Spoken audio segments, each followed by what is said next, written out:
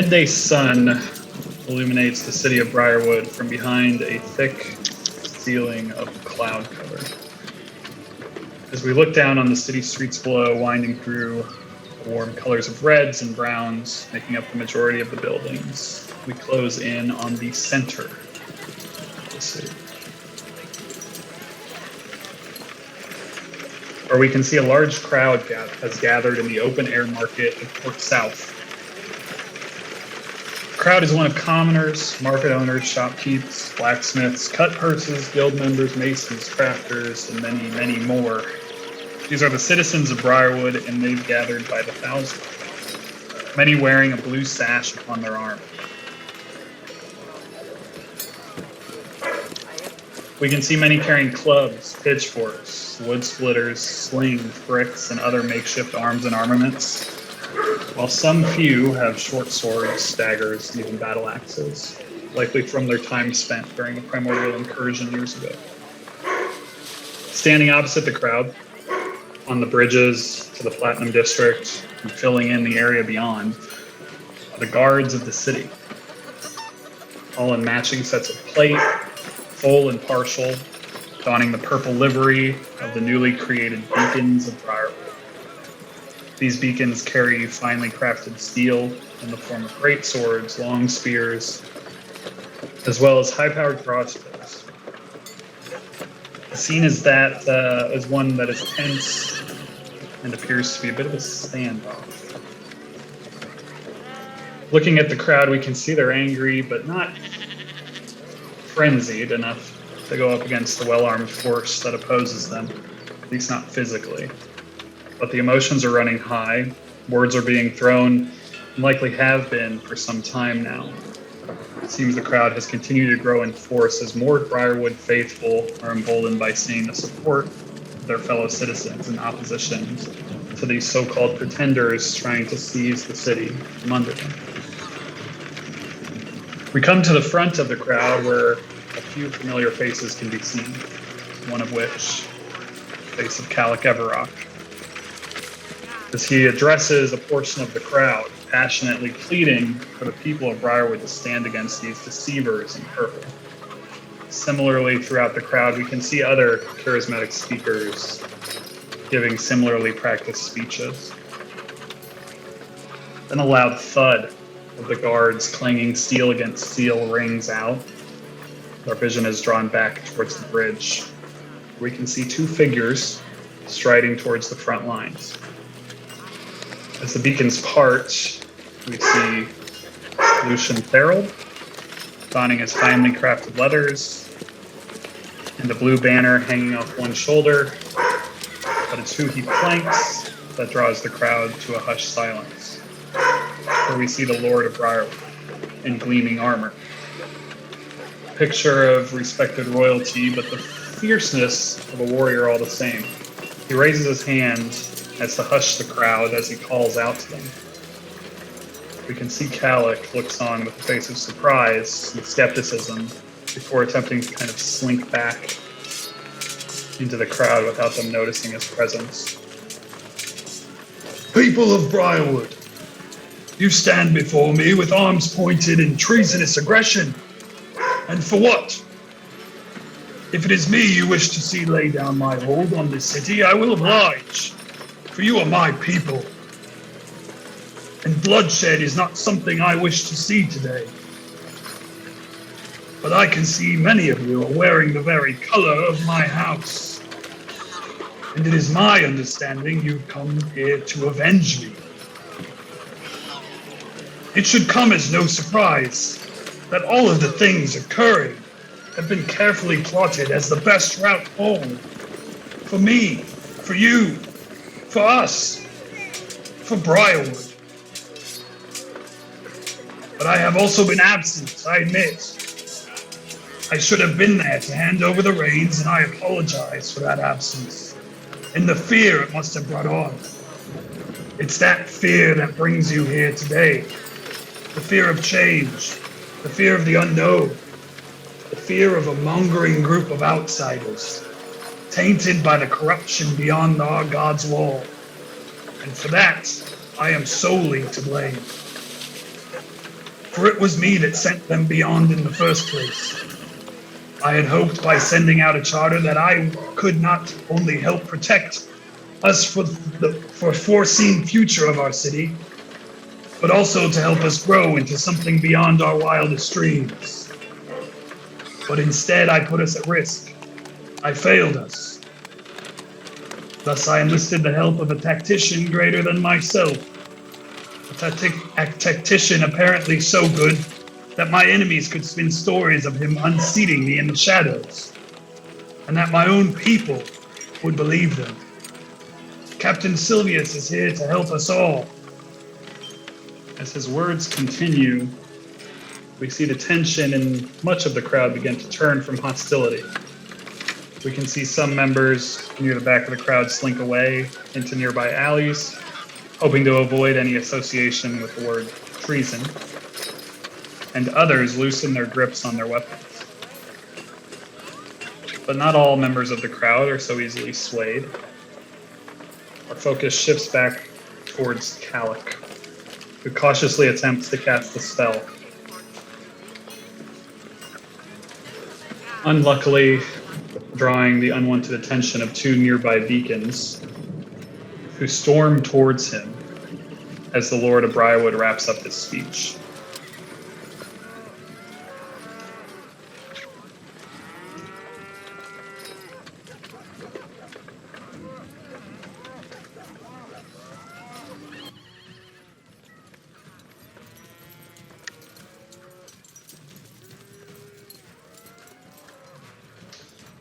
In that moment, our vision moves to see through the eyes of Calic Everrock,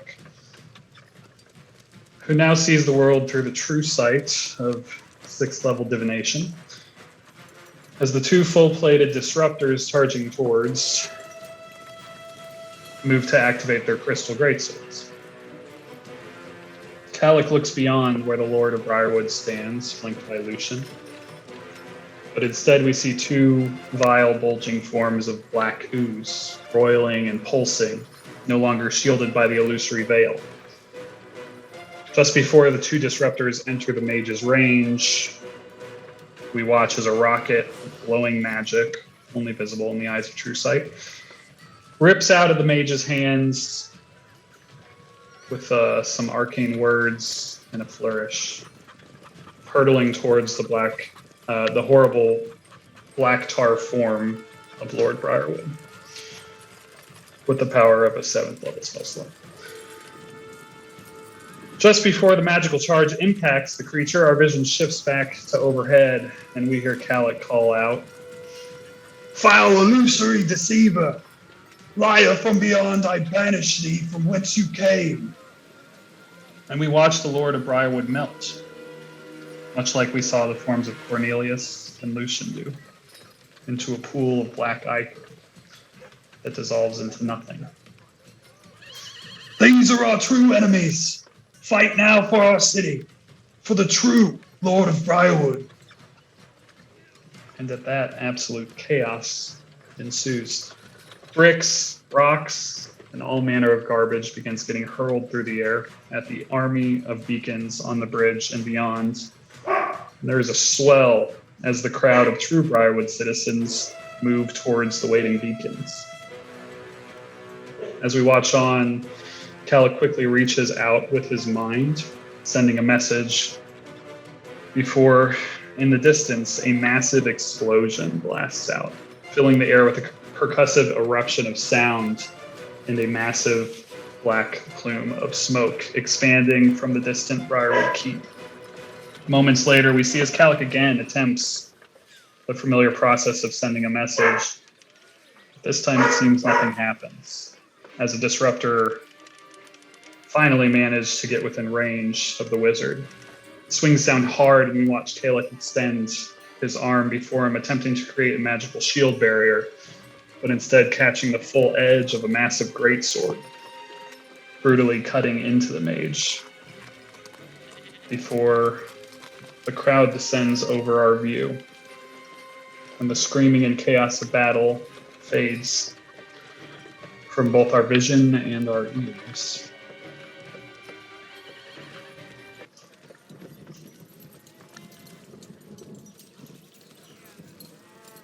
as our eyes adjust to the dark stone room where a party stands.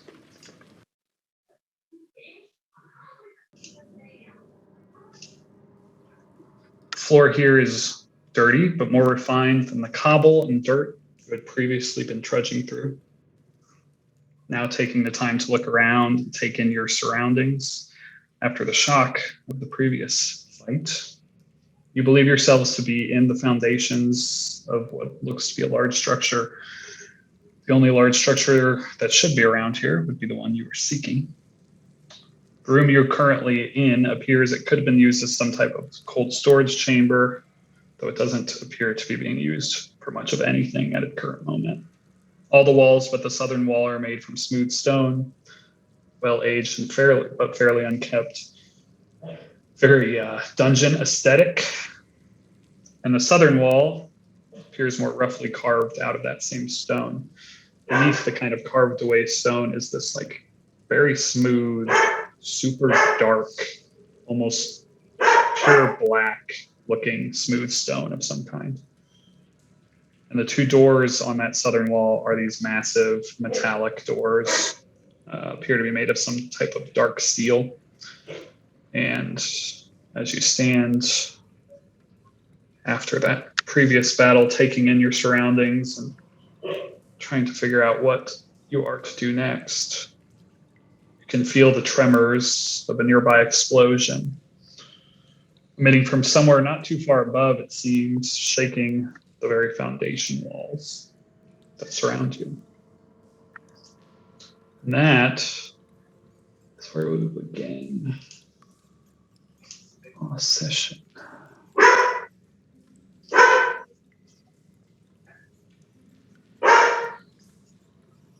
Yeah.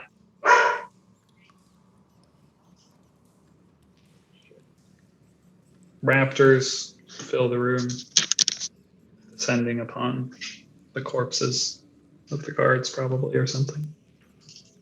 The Fey raptors need to eat, or they just like to.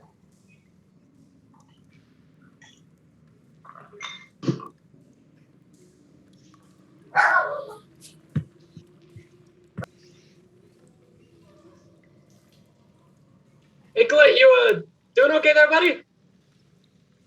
Is everyone all right?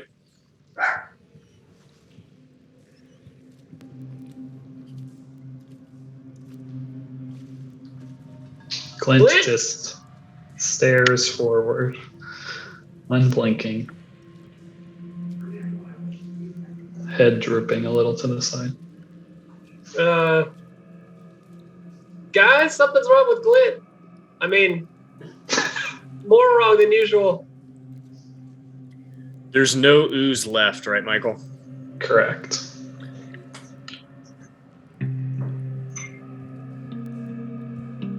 I'm gonna go and investigate the spot where Cornelius was. Or wait, we kind of did that already because I got his rod, didn't I? Mm-hmm. Yeah, all right, never mind. I'm sorry.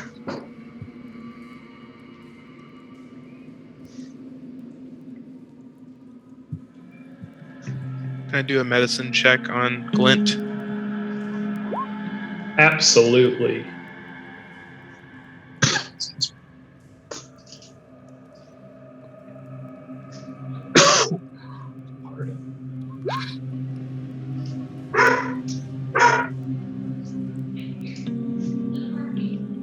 Hard to tell exactly what's wrong with him, other than the fact that he is like, you've seen him in a state semi-similar to this at night. He usually kind of like huddles down, kind of crouches and just kind of zones out. And it seems almost like that, but kind of like walking up and snapping around and even like touching, moving him. There seems to be no one home.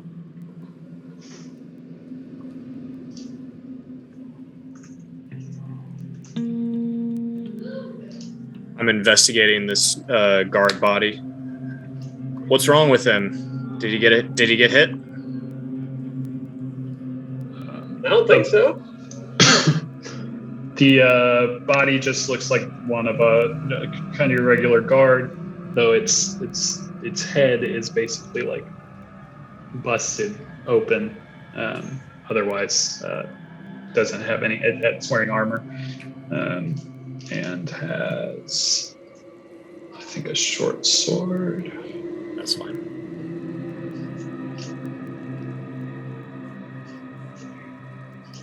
Can I do a check on the head crabs? Yes, absolutely. What would you like? Our Arcana. Arcana.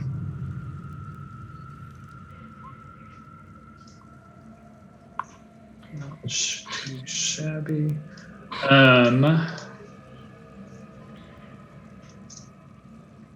So you guys have seen these bad boys before a few times now. I think this is the first time you've seen it.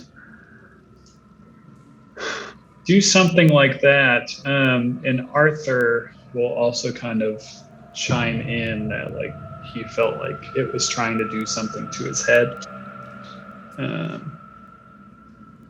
before it was dispatched. But as far as it goes, there's nothing more you learn about them, the intellect devourers.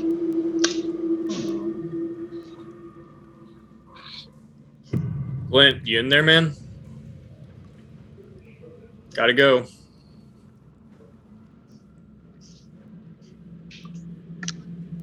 Yeah, Arthur will again probably just chime in like I'll try after. and I'm just gonna like shake him a little bit. Do I get any sort of response? Yeah, his body just like kind of is very like loose as you're kind of shaking him. It's like rigid enough to stay basically standing there and like but like picking up his arm and dropping it, or he's just basically just like a marionette at this point.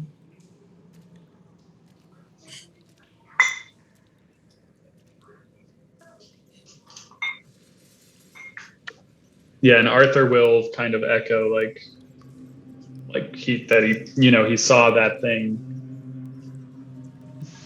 approaching Glint the same way that it kind of approached him, and then Arthur felt it trying to do something to his head, but was able to shake it off. We know they're called intellect devourers. Yes, yeah, I think someone has called it that, so probably some good assumptions you can make here. We can't take him with us like this. Can't just leave him down here, though. Zalig, is there anything you can do? Everything has a fix. Everything has a cure. Everything takes time. Lots of time. Time I'm afraid we don't have. How old are you?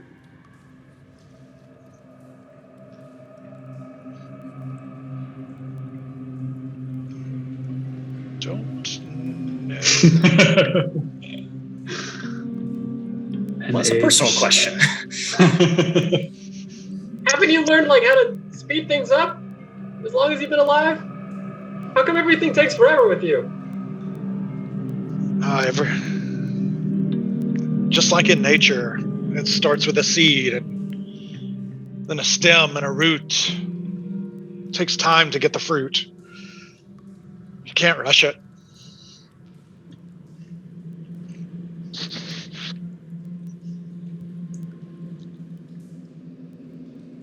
Well, what do you suggest, Saru? We can't very well carry him with us, and we can't spare another person going back, and I think that's just to put him in the corner. It's not like he's going anywhere. We can get him on the way out. If we come back this way, and if he's still here. Well, what do you suggest, Saru? I don't know. One of us can take him back. Send Boris? Can't you teleport him away? No, I can't teleport him away, and You teleported us before, though. yeah, that was a spell that we specifically talked about yesterday that I wasn't going to prepare for this very moment. Well, that was dumb. You were there, Saru. You were part of that conversation.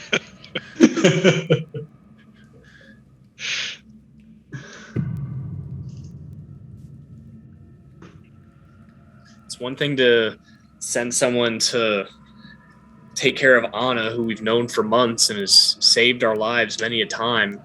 Glint we've known for like 4 days. But he still helped us, so why can't we help him? And leaving here, I'm not helping. Boris, what do you think? Would you take him away? Boris will do whatever you ask. If you want Boris to take him away, he will. What are Glint's dimensions? Croft. Catch your Trying to get measuring you in the tape. game here, Croft, so you don't just sit on mute for 2 hours. I was enjoying myself. Let me look at Glint's sheet. I had not opened it yet. A big Napoleon energy from him. Let's see. What I have written down is he's approximately 5 foot in height. His weight is question mark. But from what you've gathered, he's a kind of rather withered folk. Not super heavy. He's Not like a necessarily bird. like a lot of muscle, but maybe a slightly thick skin.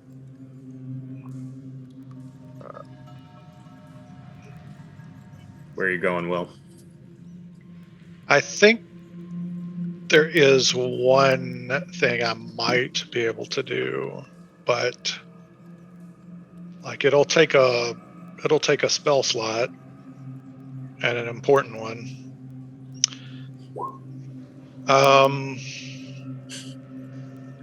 I can touch a stone object of medium size or smaller Oh, man. and form it into any shape that suits my purpose. So I could kind of encase him.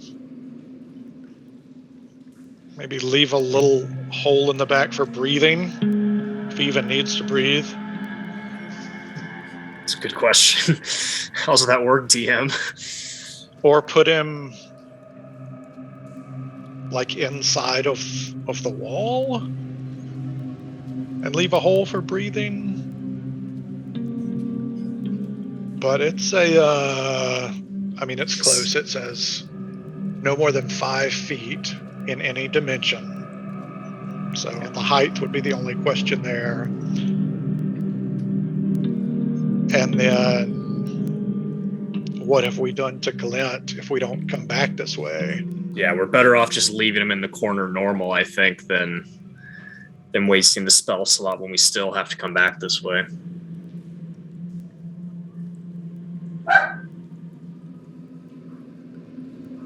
These are the decisions that I love the most about D&D. And I know Croft's just happy to sit there and listen on. It's a little odd, like hearing Glint's name over and over and over again. You're like, well, I can't respond. And I don't know if this is an option, and I don't know how far they could get him, but 1 through 5 raptors could grab a hold of his clothes and drag him somewhere. Good. But I mean, if I Yeah, lose okay. concentration or we run out of time, then he just ends up wherever that is. Face down in a shallow pool of water. Who's to say?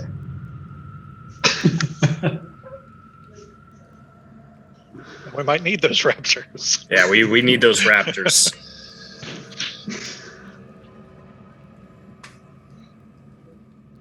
Xerxes, what do you think? Is that door to the right open? Yes, it is. Yeah, there's nothing in there. There's just stairs down. looked like.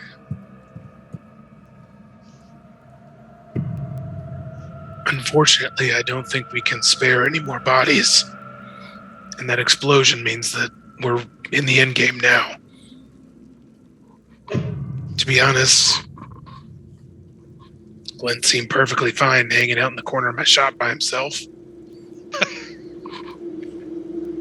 He kind of strikes me as the kind of guy that would hang out by himself in creepy places all the time. We'll try our best to come back and find him, though.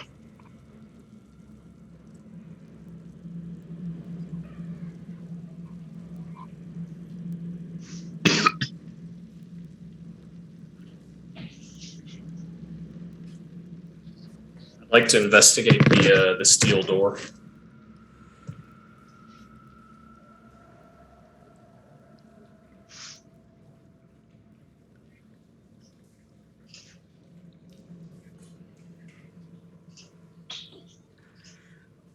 All right. Looking at the large steel door, getting kind of like up close. They look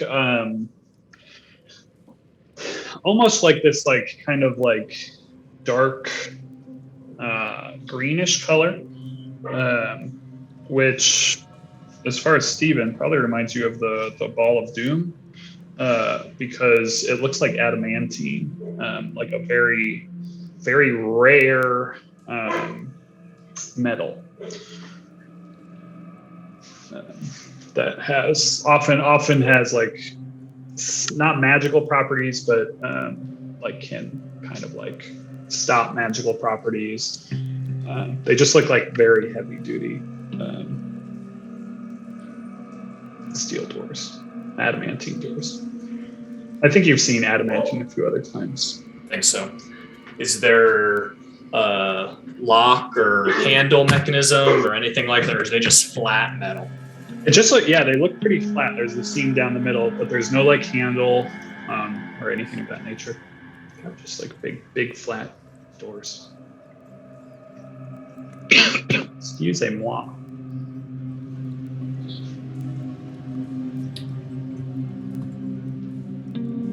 All right, well, let's put Glint over in the corner, so hopefully he doesn't get discovered, and figure out how to get these doors open, or we can go another way. The blob guys were trying to get us to go where?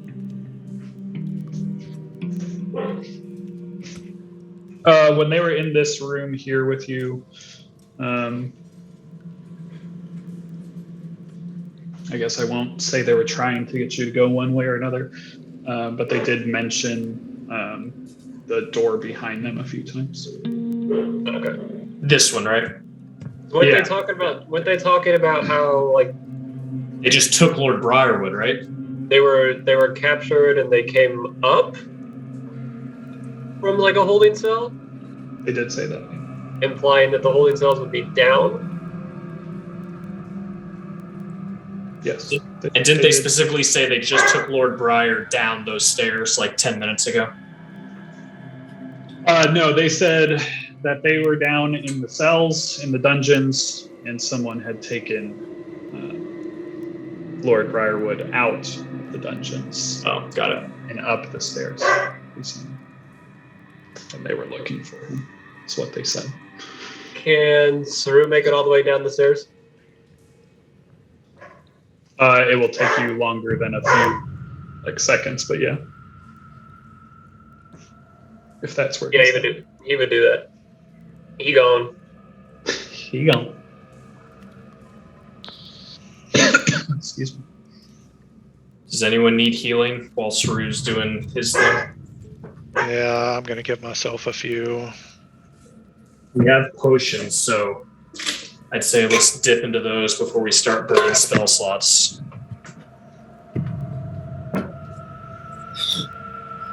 I have a dumb idea.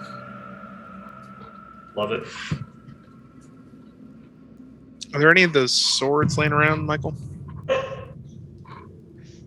There are 2 in this room with those beacons. Let me check what they specifically have. On them, yeah, they have long swords. Do they have the magic gem in them or no? We There's picked some up. Yeah, Saru has some, I know. The guards do have 2, long swords with crystals in them.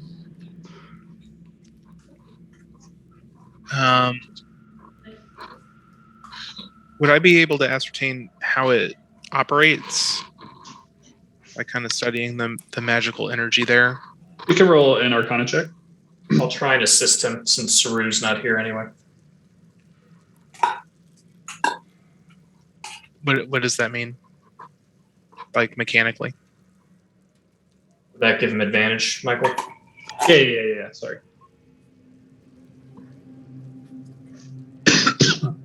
Pardon. Yeah, kind of looking these over. You're not 100% sure how these work, but it seems as simple as like expending a charge from a magic item. That these embedded crystals probably will basically expend any charge that is charged up in them when the user wants it to.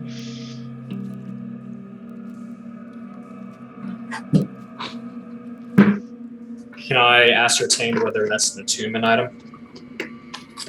Take 10 minutes. Yeah, if you want to identify or look at it without knowing exactly how it works, you're not really sure. I mean, you can attempt to expend a charge out of it if you want and see if it works. But where were you wanting to use it, Xerxes? I mean, if it's an anti-magic field, that was psychic damage. Like it could have been a magical effect on Glenn.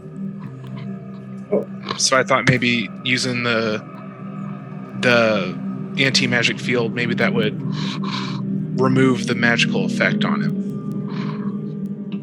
It's worth a try. I'm trying to remember if I've used Identify today or not. You did. You used it on my rod. That's right.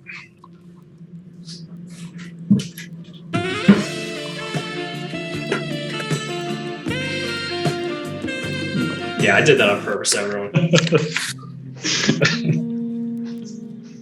Too easy.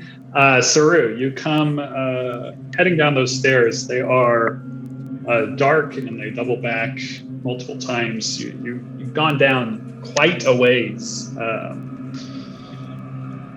before coming to two doors. 2 more doublet doors. Slowly tries to push one open. They do open.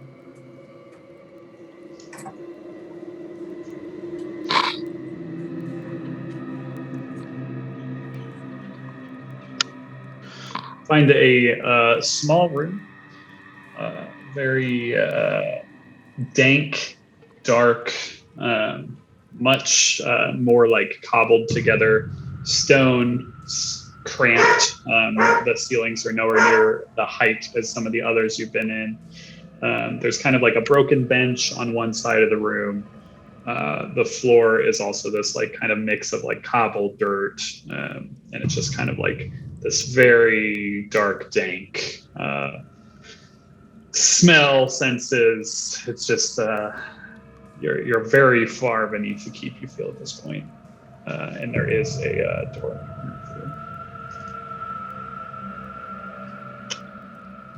Slowly and carefully make his way to the door. Roll stealth check.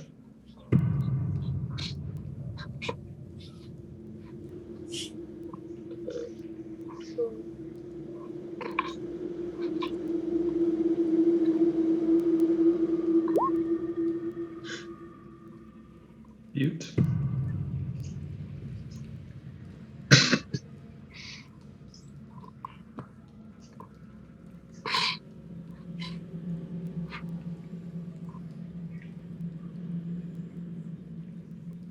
What are you doing at the door? Listen for sounds. If no sounds, try to push or pull, depending on which way it opens. Roll a perception check.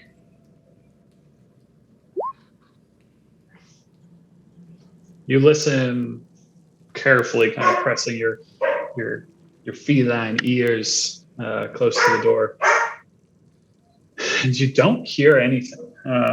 It sounds incredibly quiet, like as you're kind of really trying to focus on the senses.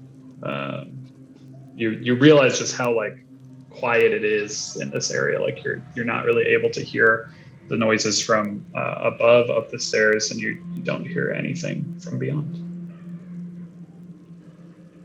Does door open? Door does open. You find what appears to be a fairly long hallway. This is once again very cramped. This one's much smaller. The stones above your head are only maybe giving you a foot of clearance, if that. And it's just kind of this like dark arched cobble. And you can see basically just 10 feet in front of you, and then even further down, that there is like kind of an opening on that left side of the wall, facing left, so all right. But like, and you can actually see these kind of like thick steel bars before that opening. And again, further down, you can see more thick steel bars. And the hallway seems to kind of turn at the end to the left. He's gonna creep like in front of that first room with bars just to see if there's anything inside.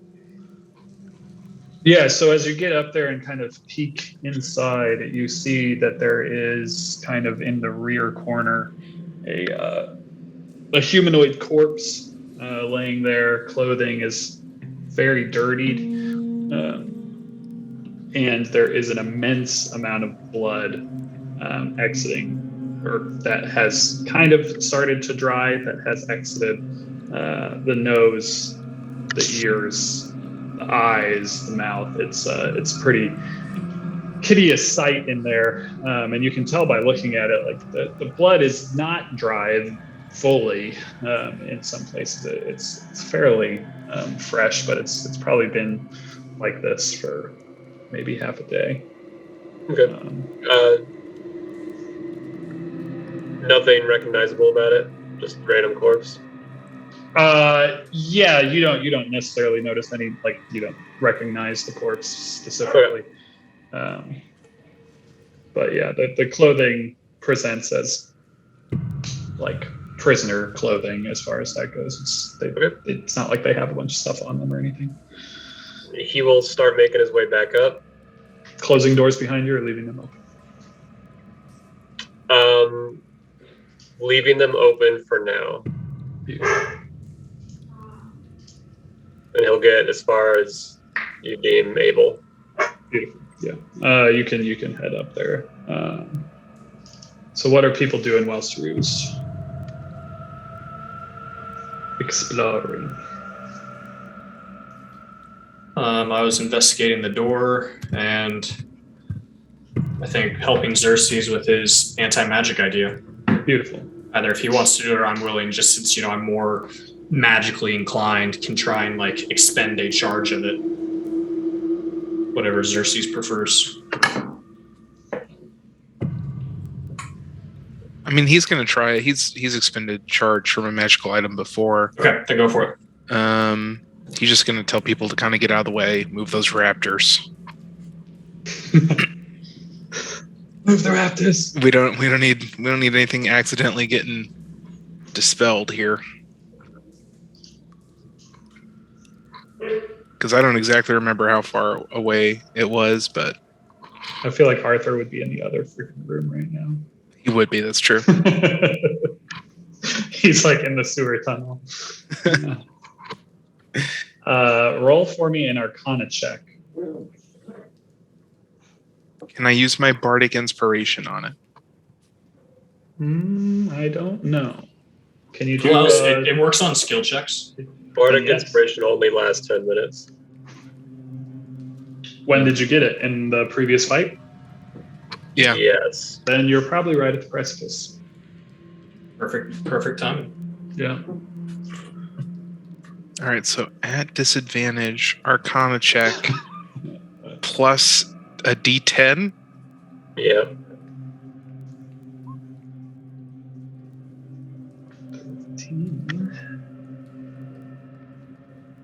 Might actually. Ooh, +7. That gives you a fighting Plus shot. 7 is big. Yeah, get that DC 20 threshold. Okay. Yeah, with some amount of kind of fighting with trying to figure out how this thing works, you actually are able to expel this charge. Kind of focusing on Glint and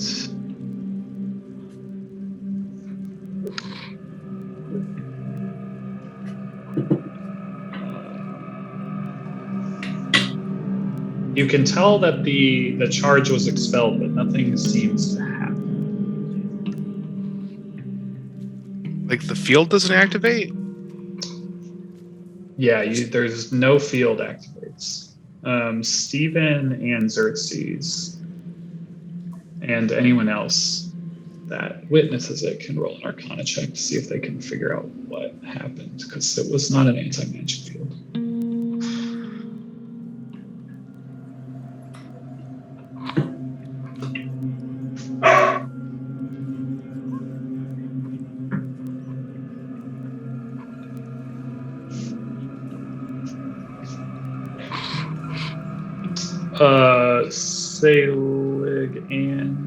Selig, you are able to recognize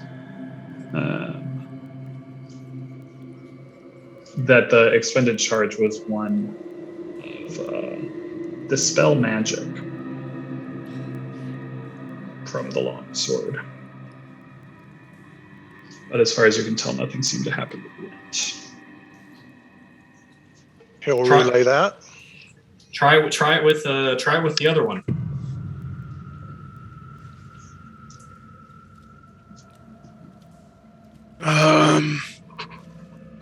Why don't you give it a try, Stephen? Okay, I will give it a try. And if not, we're putting baby in the corner.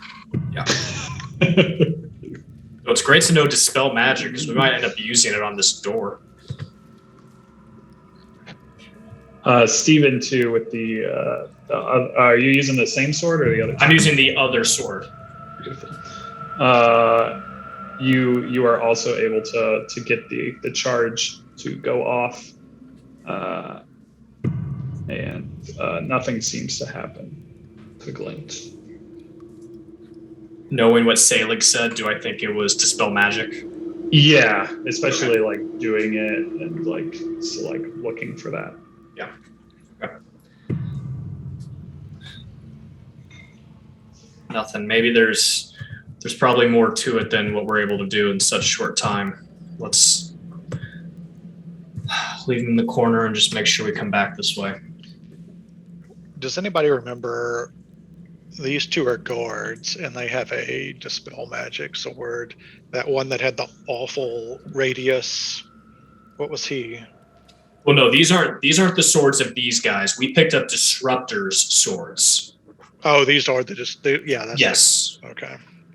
These were the swords of the guys in the room. No, we picked up disruptor swords. But Well, you yeah, don't- but just now Saru has the disruptor swords. Okay, gotcha. Then let's. Sorry, Give I that one a assumed. try. I assumed we. Yeah, got it.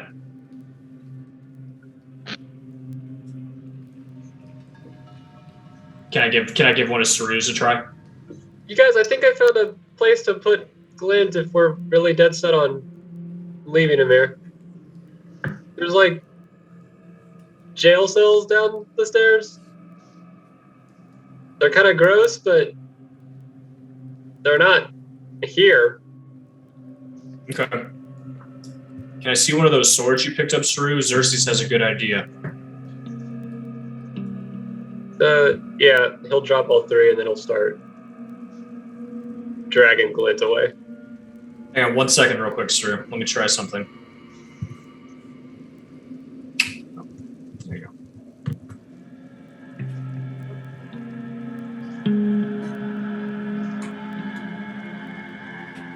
Is it that 12? Sorry, I didn't. Yes, see it. that's 12. Yeah. Beautiful.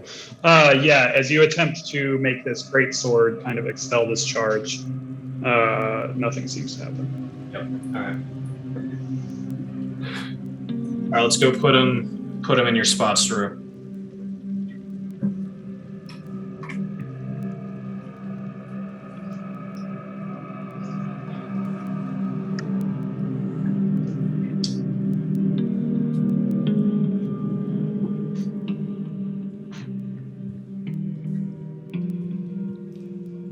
He would drag / somehow move Glint towards the stairs, down the stairs, by himself. Let's all go together.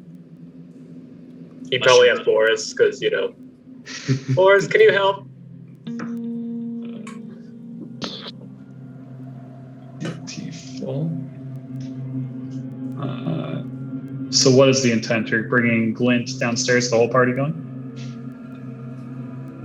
I don't know why my intent's to bring Glint to that first cell and then try to hide him, or at least place him near the dead body and stuff. Can I get a group stealth just from everyone that's going?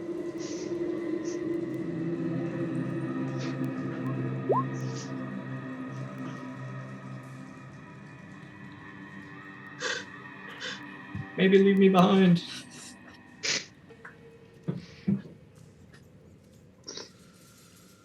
Beautiful. Get already here.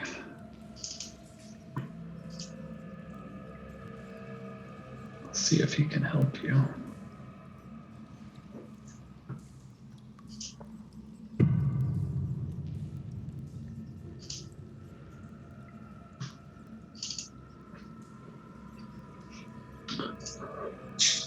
So a few times moving down those stairs, there's a few moments where maybe someone loses grip on Glint, and there's the noise of shuffling. But I'm gonna bunch you to make this easier.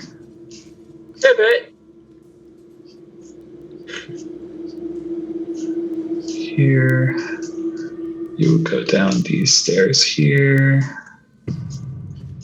They loop back this way. And again, this way. You enter this room. And then there is a hallway here.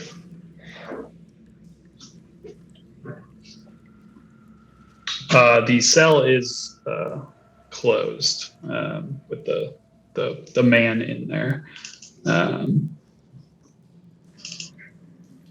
This first one, at least. Does it open? Trying to push the cell door open, it does not. Must be a pull. Give it a pull. but there is a lock, basically skeleton key type lock that you could attempt to pick, or you could explore it further to see if there are any open cells. Up to you. Our party rogue steps up, tries to. Are you guys good at picking locks? Can you mess with that? I'm gonna go check this one down here. I don't think the party even owns thieves' tools. Saru, moving to that next one, you see again, kind of in this room, which has also got this steel bars, like a steel bar door there. There is another what appears to be prisoner. This one kind of got like a chain on one wrist up to the wall. this prisoner too, similarly has this kind of effect of blood kind of coming out of all of the holes that you can see on their face as they're kind of like hanging there.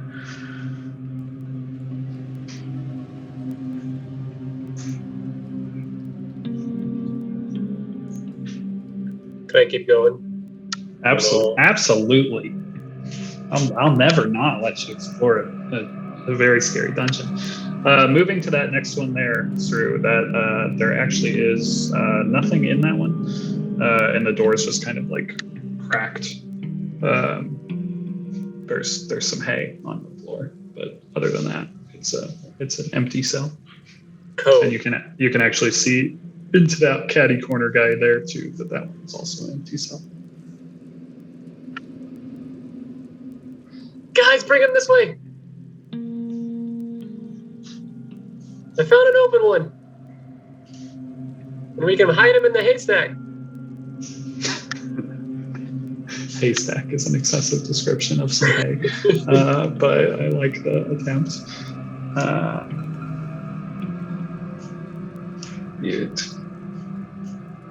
So the body of Glint now in the room.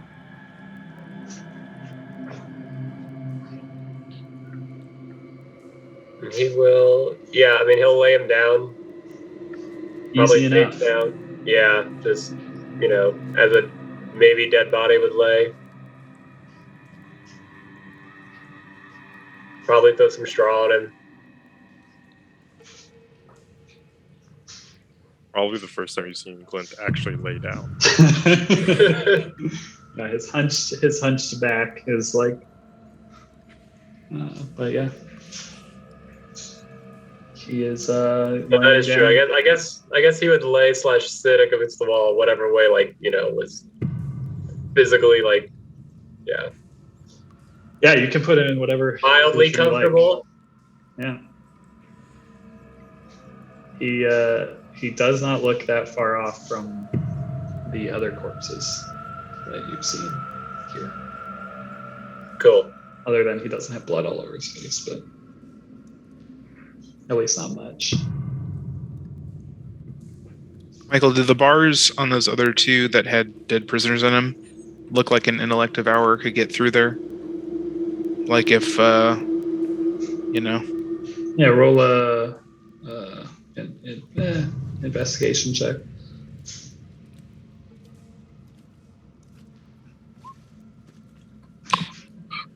Hey, you can't crit fail an investigation check. Who knew you had an 11, or I wouldn't have made you roll it. DC 10 says yes. You'd think one of those things could squeeze through those bars.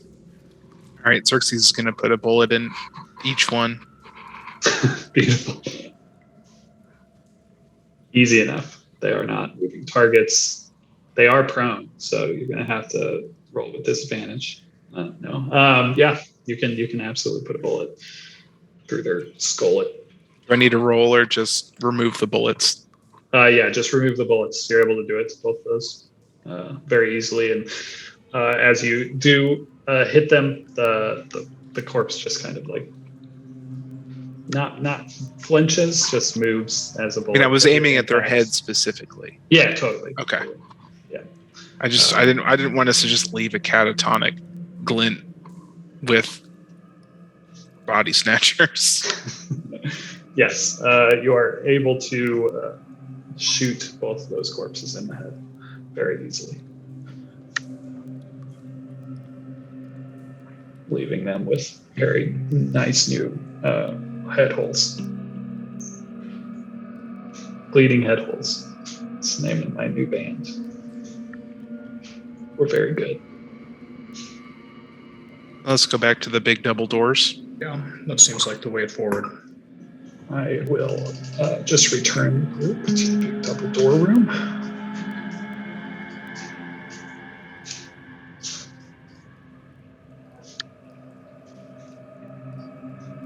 And there you are.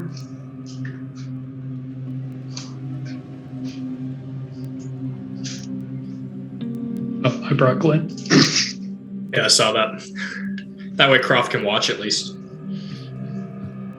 Croft can watch.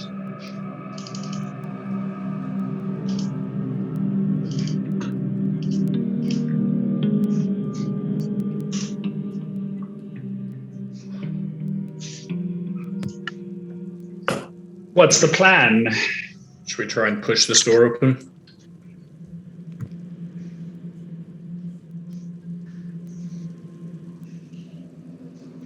You tell me. Or pull it. Yeah. There's no handle. There's no Boris, can hand. you help? You've got muscles. That's true, yeah. I think I can help. There we go. Good.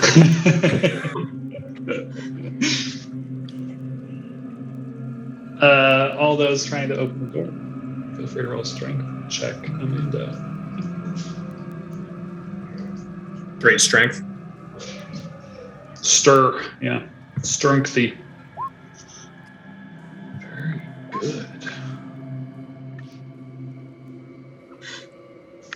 Suru seems to be pushing on the wrong portion of the door, but luckily for the rest of you, Stephen and Boris are able to kind of heave these doors open.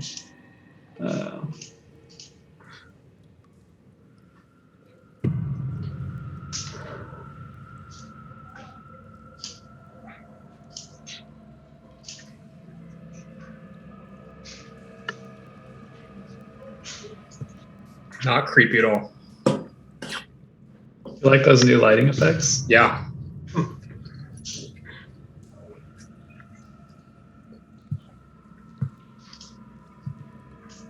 Ah, damn thing. Okay, so what you see before you. Pushing through the large doors, you're greeted with a massive chamber, one that appears to be formed from a completely different castle, from a completely different plane of existence altogether, it seems.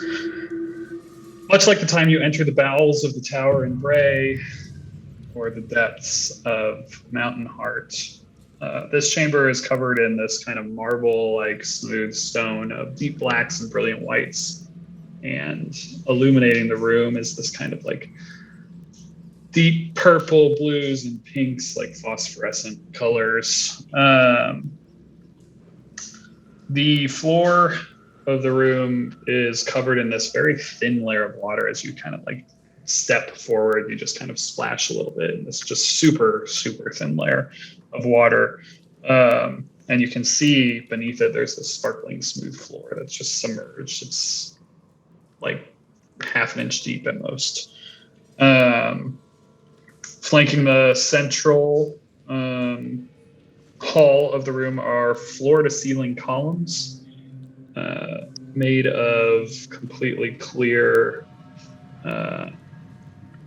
glass-like substance and filled with this dark, nearly opaque purple fluid. And from those, you can see this kind of like phosphorescent light kind of coming out of that fluid, that floor-to-ceiling fluid. And you can just see the fluid is just kind of like pulsing slightly and like kind of like shuddering. And in some of which you can actually see these kind of like darker shadows that maybe represent form of some kind. Some of them look vaguely humanoid. Some of them maybe look a little bigger. And they're all about like, as these go like floor to ceiling, like 60 feet, the forms seem to all be in that kind of lower portion of those tanks.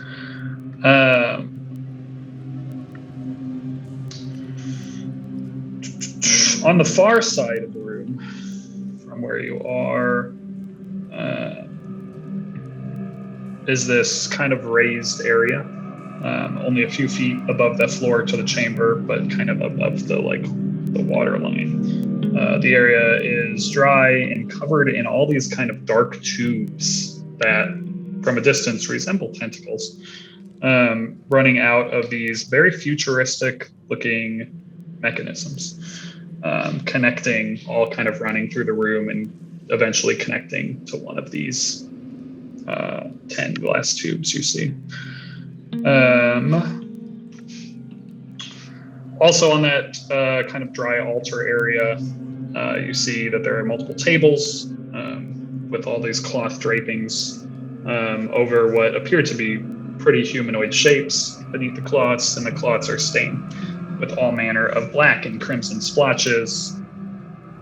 The walls on the altar are as well covered in all manner of these futuristic looking tools and instruments and blinking lights, mechanisms, devices. These purples and reds and greens just kind of like flashing and basking this kind of entire room in this soft glow. And that's what you see before you as we take our 8:08 break. It would be a shame if a big bad showed up in this very large room. Yeah. This very boss looking. Yeah, for sure. My soul's sense are tingling. It'll be We go very, through a we just- fog gate. be very scary. We actually did go through a literal fog gate earlier. Yeah, one time. One time we did. And that would have led to our deaths immediately. Those were the days. Just go back in that ball of death. See what's in there. I was talking about the angel. Oh yeah, Yeah. yeah. That could have also been very scary. Instant death. Who's to say? Let's see if I can find some different music. This one maybe.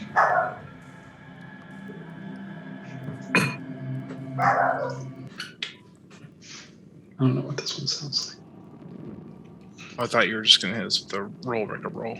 This one could either be like possibly jungly sounding, or like I want it to sound. So we'll see. It sounds like it's probably like I want it to sound. It's just very low. So what are you doing? Approach the pier, the column on the right. Yeah. Are those I'm walking Roll a- forward. Roll, people? yeah, roll a perception check.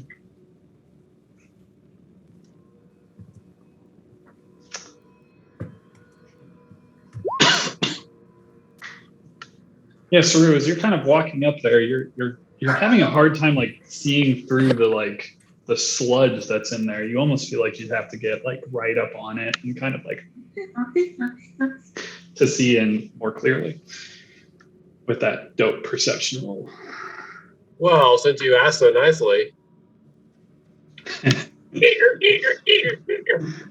Beautiful. As you get up closer and like kind of scrape off the fog that is kind of built up, as this is a chilly room here, and peer into this kind of tube, you actually see this like slowly pulsating mass, and this one is larger than your average humanoid, and you're not even sure necessarily if it is humanoid. As you're kind of looking at it, like you start to like pick out like these kind of like bulbous shapes, and it's like that kind of looks like a brain, and like, but that one there kind of also looks like a brain, and like there's these like tentacles kind of weaving through like the brains, like holding it together, this like vaguely humanoid form.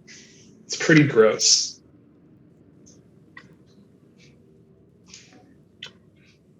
Hey, Steven?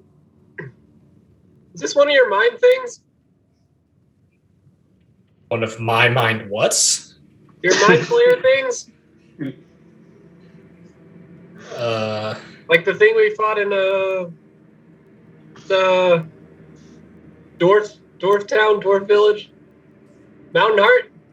I got there. Hashtag dwarf. I got there. Hashtag dwarf town. It's canon. New name. Certainly feels like it. I'm gonna keep on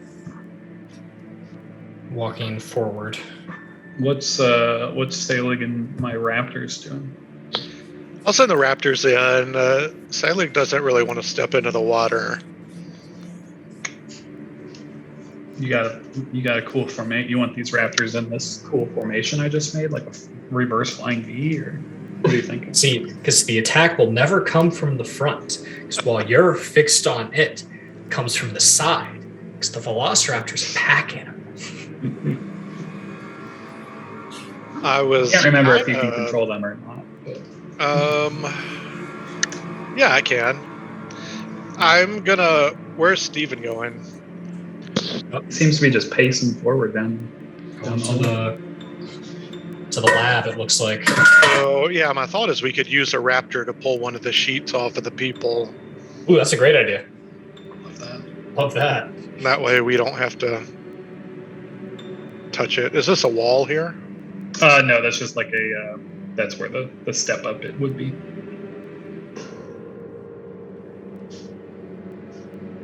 Well, what's Saru doing now? Looking at the non-lit up one, I guess, right? And one of these is Yeah. not like the other. That one is dark, and as you kind of get up there and look and peer into that, it looks it's full of this same like purplish liquid, viscous purple liquid, but it is you don't see any form in that one, and it's not giving off the same glow as all the others. As the Velociraptor gets up there and starts daintily ripping off the sheet, beneath it you can see that there is a corpse, humanoid. Steven, you're probably the only one who can see it super clearly, as it is kind of in a bit of like dimmer light. But yeah, it looks kind of like opened up from like neck down. Its head is kind of opened as well. It looks like an autopsy was going on here. It looks very like specific, less like just like murder balled and stabbed a bunch. It looks like all the cuts were very specifically done. And the Velociraptor now looks like a very small ghost chicken, as the sheet has fallen over its head, and it is just like walking around with the sheet over its head. He gives all the sheets to Saru immediately for later use. Saru finds the sheet. This is where I've hid them all. Is there any clothing on the body, or is it just naked corpse? Naked corpse. Okay. I'm gonna roll it, even though I know the answer. Is there any discernible, recognizable features on this particular corpse? Feel free to roll perception check. Jeez, cold. Yeah, as far as you can tell, no. But from this distance and with all of the extent of the surgical maneuvers that have been done on it, it's yeah, you don't think you notice anything, but hard to tell.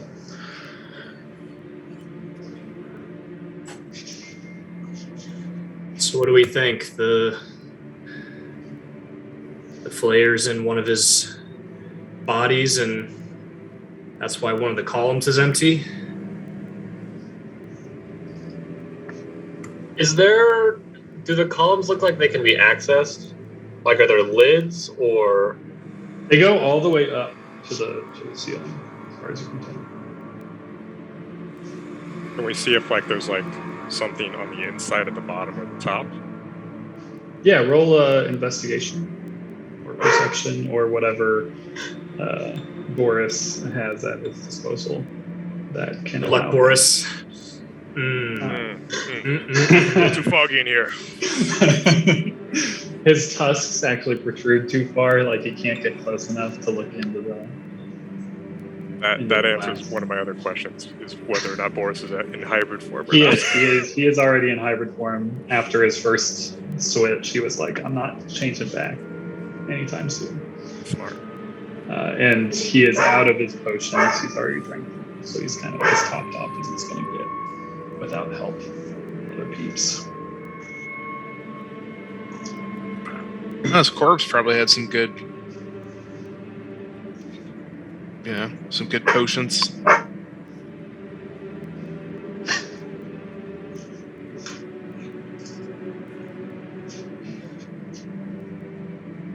What else? What else? Are there? Oh, sorry, go ahead, Bartlett. I would like to take other sheets, probably at least these two. Of course. Not just take them off, and then I want to try Dip to them in kerosene. I see what you're doing. fold them up nicely, put them in my pocket for later use. No, I want to see if like the same organs are missing. Yeah. Like Roll a medicine check. Like, so yeah, same procedure, same whatchamacallit. And then trying to base off like what I learned from Isabel in our very brief medicine stuffs. I clicked it. There it goes. I think it's taken a minute. Yeah, as you start like looking back and forth, and you're doing it between the one that the raptor already unveiled, right? Or are you doing these two? Or? Well, I mean, I was going to do all three just to get a better idea, but I could just do these two. That's fine to start with. Yeah, so as you're kind of like looking back and forth, at first you have kind of a harder time just like maybe the immediate grossness of it all throws you a bit, but looking more diligently, you're able to pick out that there are a few things missing from one that aren't in another. And it actually seems like as you kind of unveil that third one, like it seems like it was focused on a completely different portion of the anatomy than the others. But yeah, they're all very similarly like surgically done. Now that I'm up here, can I, in investigation or perception, look at their faces specifically, see if I can? See, like, if I pick up anything. Perception check is fine. Goodness gracious. Yeah, their faces don't immediately appear familiar to you. Nothing distinct. They seem to be humans for the most part, unless like maybe a half elf, but it's hard to tell. And then is it just the map? Are there actual like drawing schematics on the wall here, or is that just color? Yeah, so I mean, on that back wall, you see that there are these like massive machines, essentially. Like that's as far as like your brains are going with them. Like these very odd-looking mechanical devices, but like as far as like the players looking at like us looking at them, these look almost like computer like these are very futuristic looking things.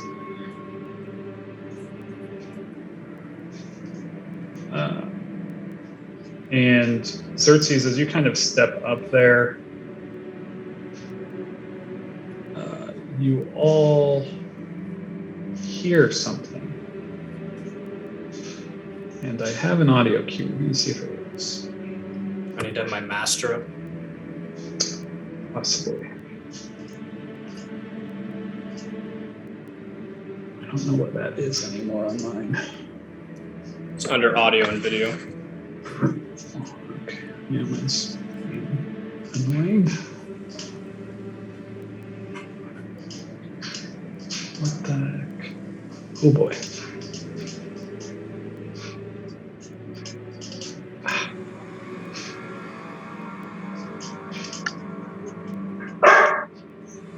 So stupid. Let me grab it. All right, see if this works. Hopefully it will.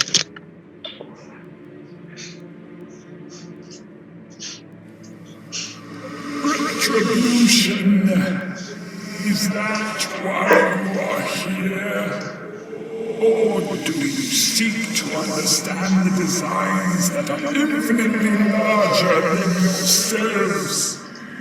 You have no idea what is about to transpire. The dreamer has already begun undoing all of the things you puny beings hold so dear. Soon, what little remains of your cities and civilizations will be ours. Your savage and unrefined evolutionary bonds turn to nutritious fodder, and the corpses of the beings you worship as gods will sustain the devourer and propel the scion to his rightful position in the cosmos. And yet, here you are, looking for petty revenge.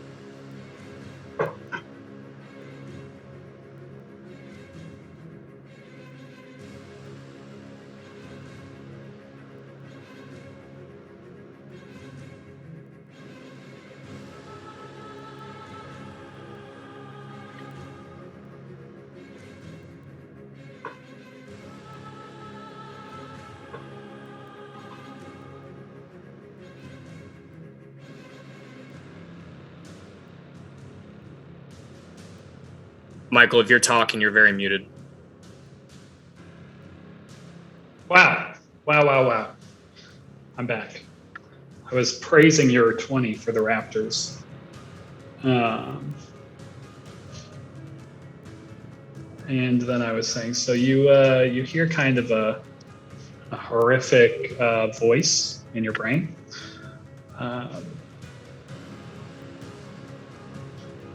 Point of which, hard to pinpoint where exactly it was coming from. How does it do this from this layer? Oh, wonderful. That's really nice. We love to see it. Love to see it, folks. That won't work. Why? Oh, because you don't represent a character. Guys, you love to see that. 6, 4, and a 1. You'll be so pleased. It's almost like getting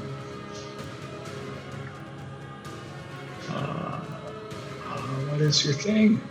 Oh, wow. Okay.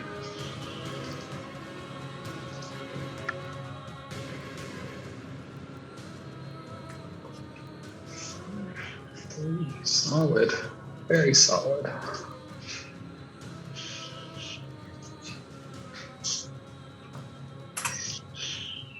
The first thing that happens after you hear that voice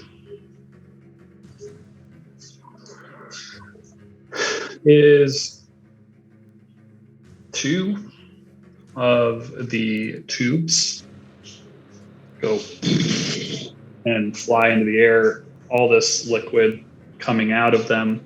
Those tubes are the one here and the one here. And standing there, as the water kind of flows around them, is a hideous creature that looks sort of like that, made up of brains and tentacles and glistening in this slime and goo. And that's what happens.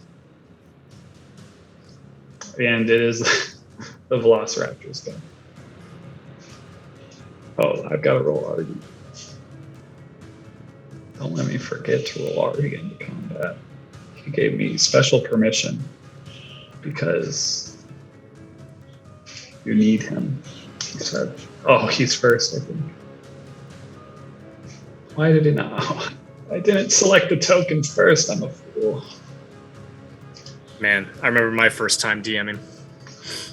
Yeah, player sheets are dumb. Why don't they work the same way?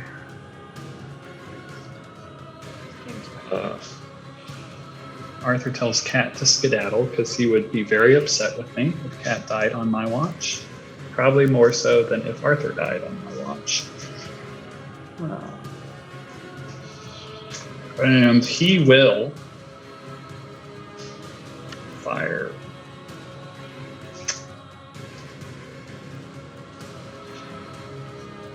at this thing that is close to him.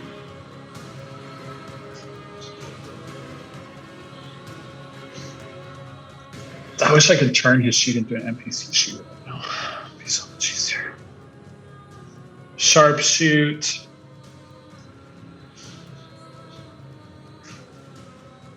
Because of course. Flump. Critical threat, critical threat, critical. We do need him. Nick's never playing again. to confirm. No way that confirms. What is the Golem's AC? 16 would be incredible. That is a confirmed crit. What was I saying? It is just a naked brain. Yeah, it's just a massive brain. I know, but I'm just knowing what level we're at. All right. That probably Big means there's naked stacks of brain. hit points then. Yeah. Big naked brain. Blood in the eyes damages normal target is blinded. It's upsetting. The target can't be blinded. It is Has no eyes. Yeah, that has sounded right. has no eyes. What does Arthur say when he shoots? Identican, probably. Damn it.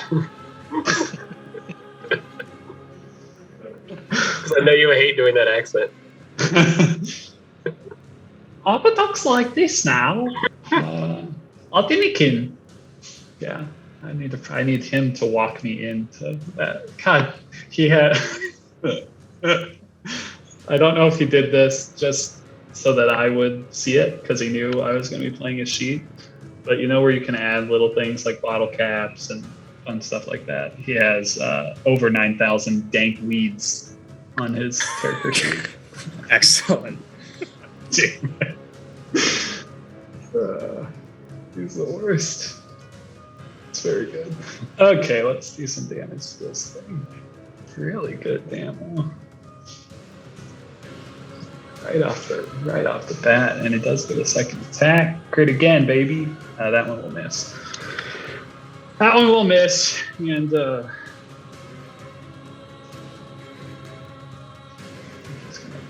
back the fuck up.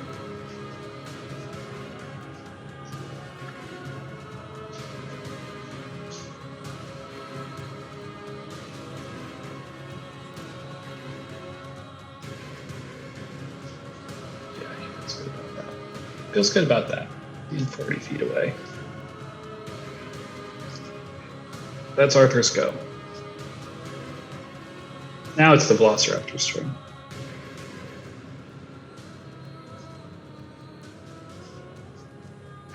These four will definitely.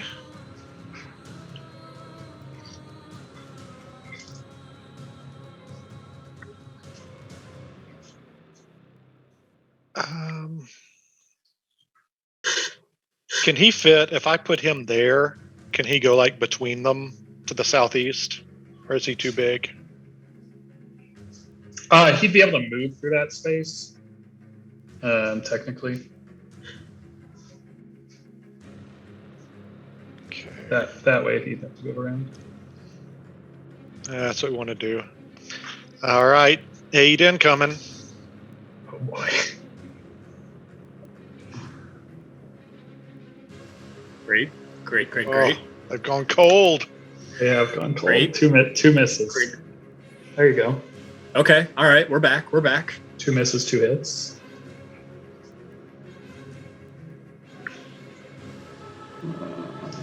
Two misses, 2 hits. Oh boy.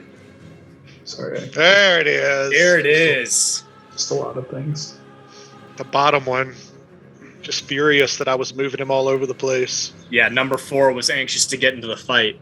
Oh, beautiful. Okay, so we have a miss, hit. Okay.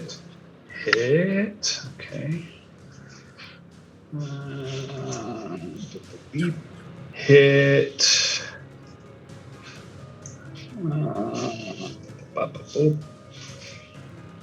Hit and hit. Did he crit on both of those? Beautiful. Yes. Little guy. Strong. What a strong little guy. Great. Those guys just start tearing away at this horrific bestial brain golem in front of them. And one of them is a buff little velociraptor. It's very strong. And he's the one with the sheet over his head is sprinting back toward his friends. Still happily looking like a little ghost. Yeah, he wants to be a part of the pack.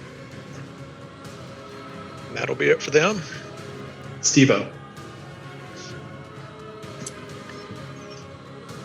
All right, dual wielding arcane focuses. Steven is going to start with his non +1 arcane focus, casting magic missile as a bonus action. Oh. At this jabroni right here. Solid. Those will hit, obviously. And then Steven will need a wisdom saving throw as he casts Toll the Dead. It would love to do that for you. How's a 12? 12 will fail, and it will take 23 more points of damage. Beautiful. You see as that necrotic damage like starts eating away at this thing. Oh, wait. Hold, please. Uh-oh. It has advantage. Okay. As that necrotic damage starts eating away, roll the 13. That like it just starts like eating away at that gray matter real quickly. That's like, oh, right, it like does not like that. Didn't seem to like it. Okay, cool. And then, didn't want to go that way. Beautiful hit,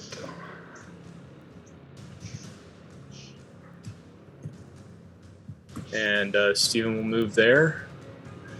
And, kind of call out, we've got to get back to the others, shouting at Xerxes, Saru, and Boris. And that's my turn. And it will be Xerxes' turn now. He pops up on the desk here. I love that. On top of great. it. And he's kind of like crouched down on the desk. And it looks like he's kind of holding his hands out a little bit. It looks kind of weird for a second there, but his eyes glow real bright. And radiant sniper rifle appears in his hands. Amazing. He's going to shoot this guy with the radiant weapon. Which one you want? The closer one or the further one? Yeah, the close one. You hit. Beautiful. Those will both strike, leaving very clean holes through this thing's many, many brains. Before it even acts, it appears to be bloody. And then he'll pop down.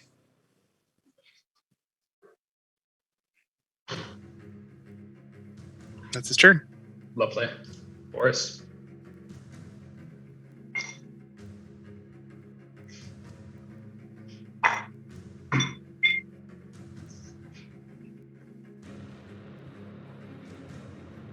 Boris is going to move there and just out of reach.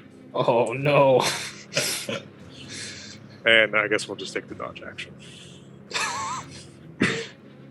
It's like, I'm ready for you. Ready.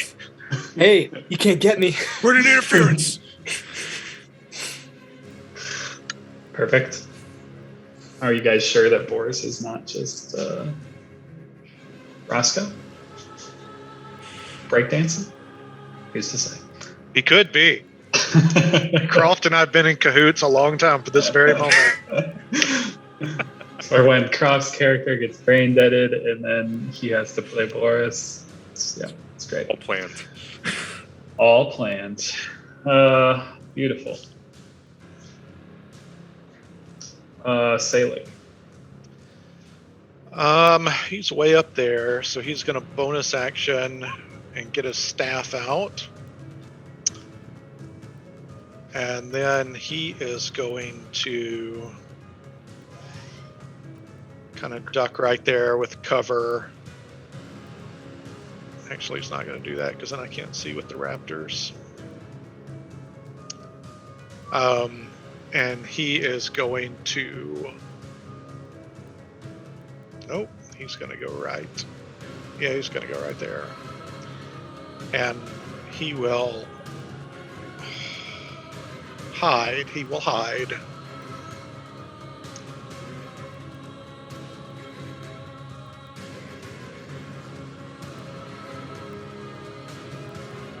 Dude.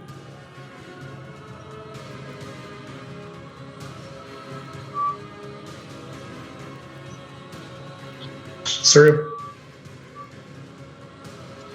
He's going to... Let's see.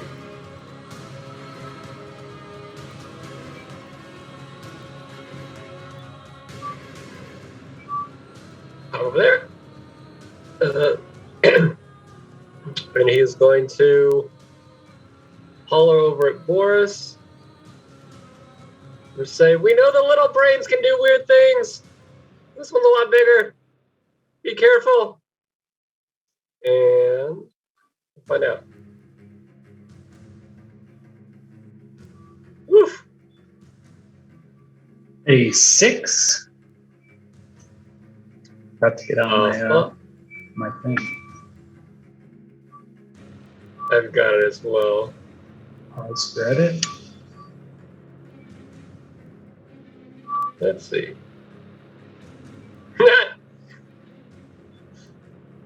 So now I have to figure out.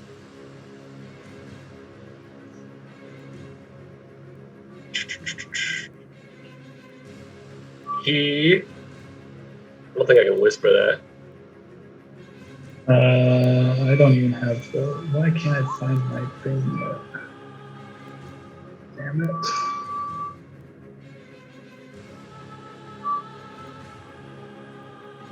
Okay. Oh, you done did this.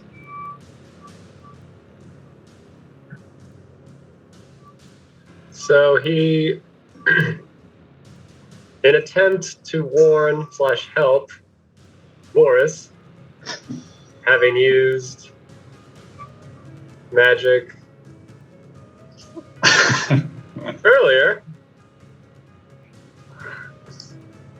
he extends his hand, hoping to offer some sort of aid, and instead of that, on the water around Saru becomes black and tar-like, and turns out the floor is now very slippery or greasy.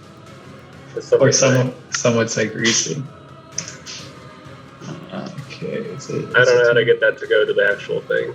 10 slick grease covers the ground and 10-foot square centered on all within range. When the grease appears, each creature standing in its area, which is Saru, must succeed in a dexterity saving throw.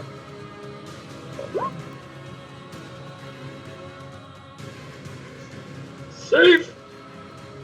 Beautiful. Saru, you remain standing in a puddle of your own grease.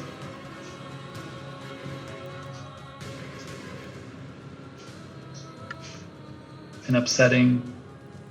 You're probably a little confused. As last time you tried to use magic, it worked so very well.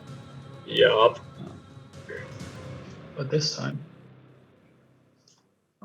not so much. Is there anything else you wish to do, Saru? No. That is it.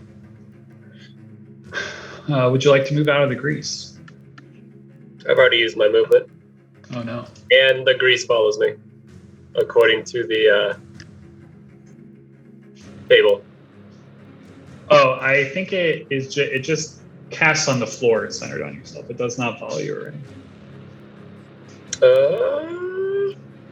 That's what my table says. Oh, mine says the grease puddle moves with you. What? Is your table worse than my table? I don't know. Although, in fairness, I have like 2 different tables. There's very similar. Yeah, one says I just cast centered on myself. The other one says it's on myself, but it moves with me. We'll stick with mine because that sounds like that one might be a horrifically worse. That's way more fun. Sounds like other things could be bad on that table. I mean, there's things that could be bad, but I think this is the official one. I could be wrong. We'll just go with it stays where it is. Beautiful. It's the Golem's turn. This one first, which has a fucking row of velociraptors in front of it, as is tradition.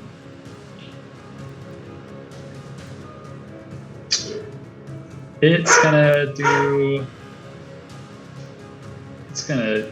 freaking use its cool thing against fucking velociraptors. It's gonna use its thrashing tentacle attack, where the golem makes a single slam attack against each creature within range, which is a great tool, hopefully, against velociraptors. Okay.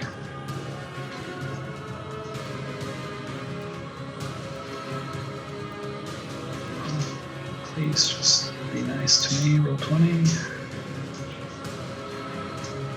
Is it sending them? 24 to hit. Great.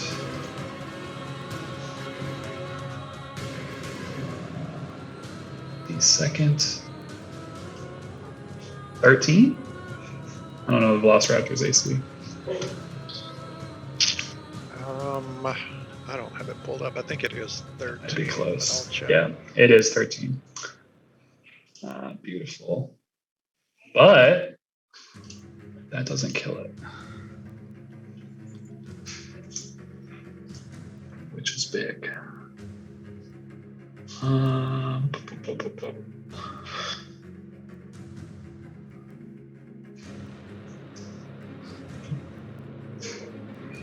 That Velociraptor needs to make a dexterity saving throw.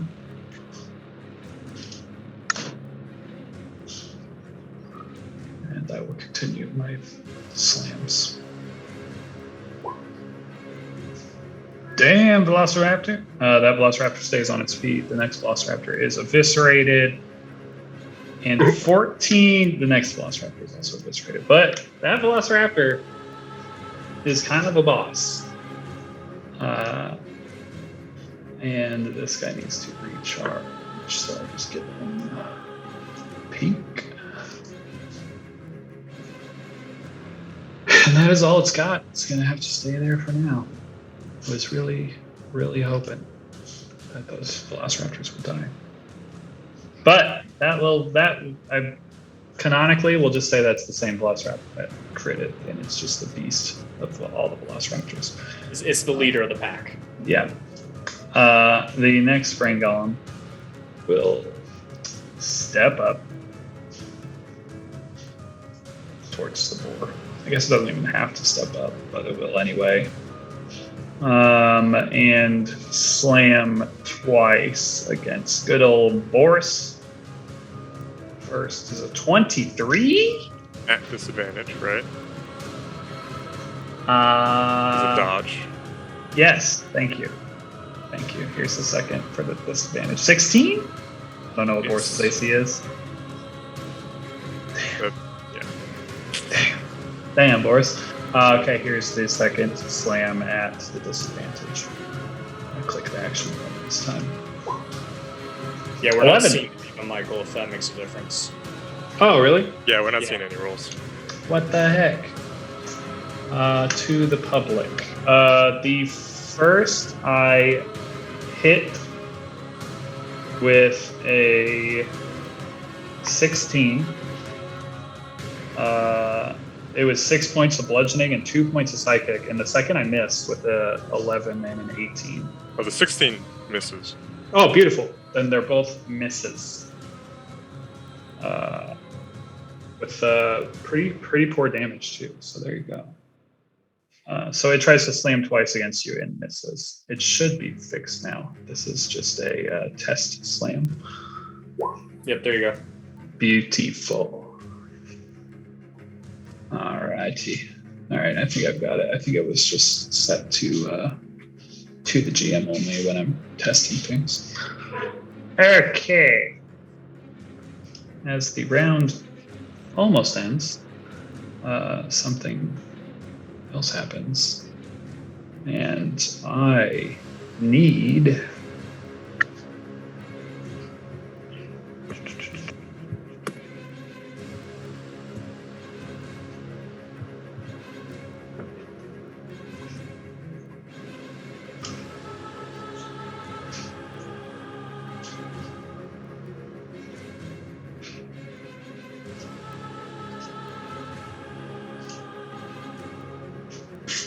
Xerxes, Steven, Saru, and Boris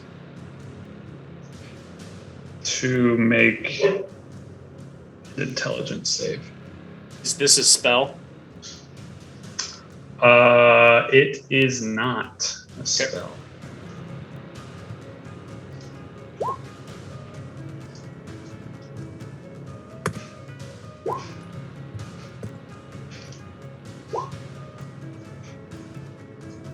Great rolls, guys. Like the best I could have hoped for. Yeah. Saru, you're a 17, correct? You're not at disadvantage for any reason that I know of. I mean, exhaustion. Doesn't affect saving throws. I Oh, don't then think. sure. The 17. Good to know. All right, you all save. I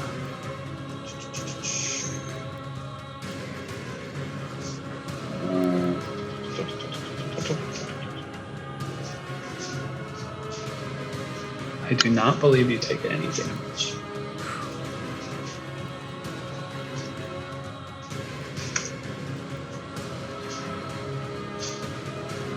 But I will double check.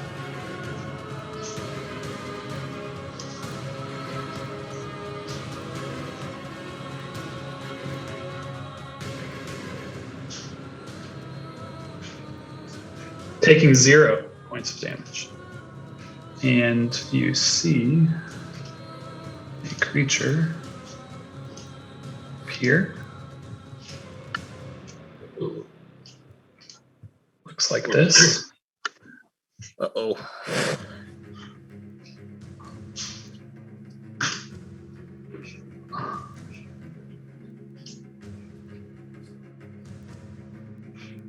And it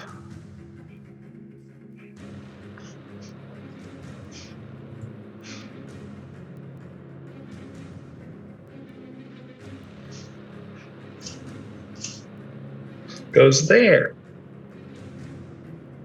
But that is its turn, and I need to give it a little pink guy.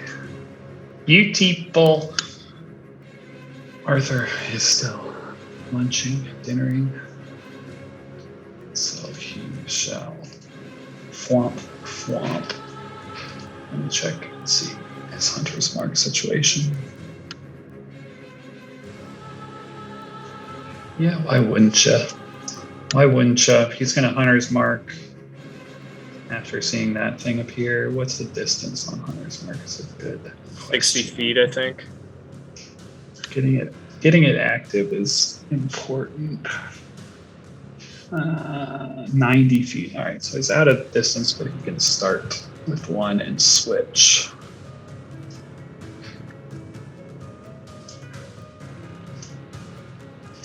Getting hunt. Oh, all spells. It's not. He had 1 left. I just already clicked it off because I forgot we automatically do it. Okay, there we go.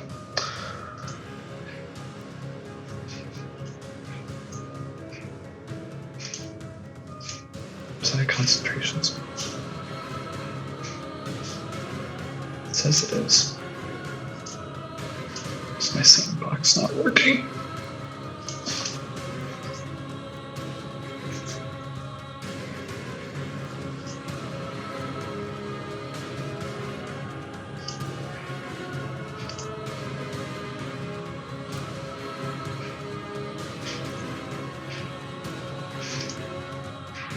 Okay, there we go. Hunter's mark, sharpshooter. He's still pretty good. We're gonna let him attack the close one twice. That will fucking hit.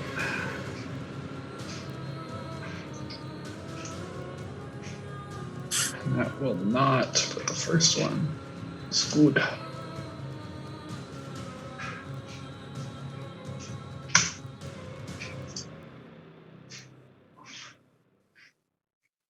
Okay, and that one is marked. Beautiful. He will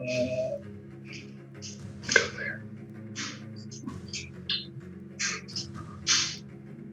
Steve-O.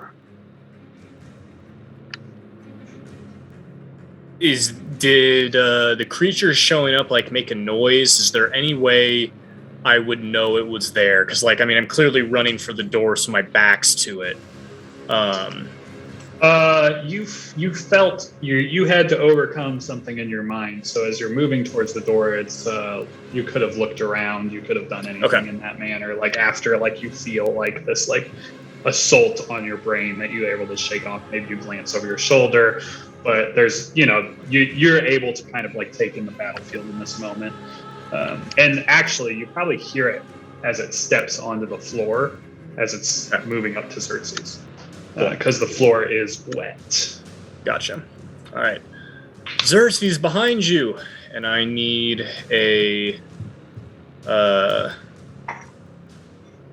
Constitution saving throw from Big Boy, Ulatharid, or whatever we call it. Is this a spell? No. Is it a magical effect?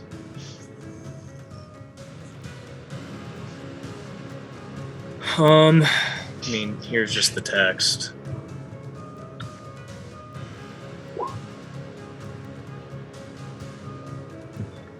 Beautiful.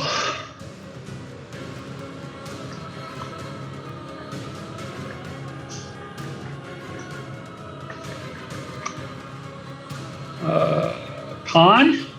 On. Choice. 17. Right, it is frozen in a field of magical energy. Kind of give him the stop sign.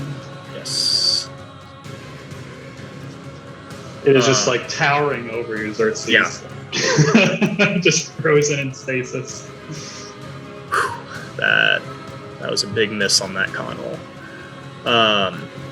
And then he's kind of right-handing the Mind Flayer and left hand with his normal new arcane focus. He would like a wisdom save from the brain golem in Boris's face.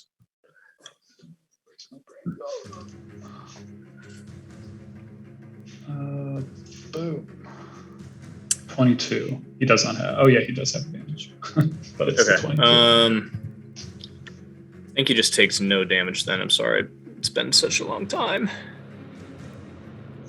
Yep, takes no damage. So, that's that. And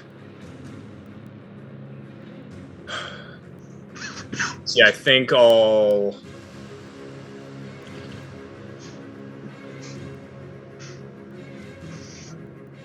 I'll move. No, I won't. I was there.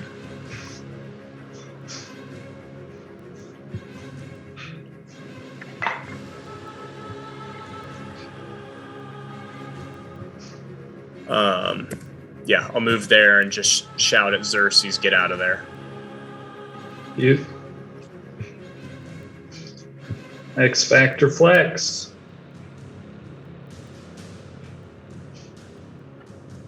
Well, he's caught off guard, which means he's going to cartwheel. Cartwheel through the water. It's perfect.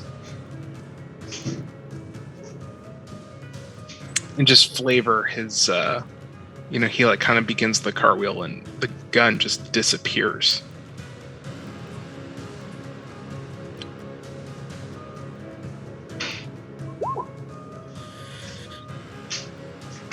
Yikes. I love it. You splash through the water. You're just not used to that water. Kind of like fall over. Luckily, this thing is frozen and you can't seem to exact its angry gymnastics hating revenge on you. And you're kind of able to like scurry there out of the way. It's not a cool moment, roll Xerxes. I was going for cool moment roll though. Yeah.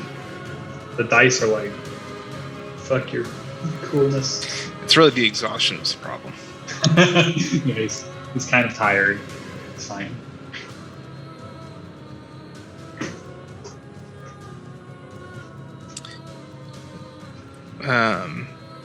Then he is gonna shoot this jabron.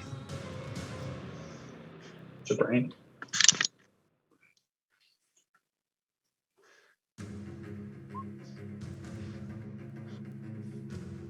Beautiful. That will hit. Oh, I didn't have disadvantage. Sorry. It's still will do the hitting just fine. Excuse me.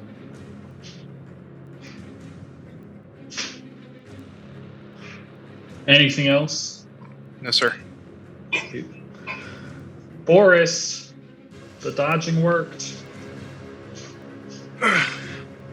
Boris gonna smack at it twice with his. What's he use? Did he use tusk or is he? Yeah, like tusks mixed with like his claws. Like his hooves. Just whatever. His body. Yeah. He is a weapon. Whatever's Boris closest. Boris is a weapon. Yeah. All right. Is that what I think it is? I think that's a crit. In dark mode, it looks red to me, so. It does, yeah. But it says 30, so I know a 30 isn't a 1 on the die. I know Boris doesn't have a plus 29. 16 confirms. And that was good damage. slashing. That was good damage. Beautiful. Okay, so takes that damage. I'd be close to killing it, y'all. Probably. And okay, a DC 16 dexterity save from this guy. And the brain is prone. Things are going well for these guys. Let me tell you. He's since it's prone now, he's gonna give it a hoof stomp. With advantage. Yes, and 27 will hit, and Boris stomps this fucking thing into nothing. Sounds like that, probably. I would assume. I wasn't there, but that's probably what it sounded like.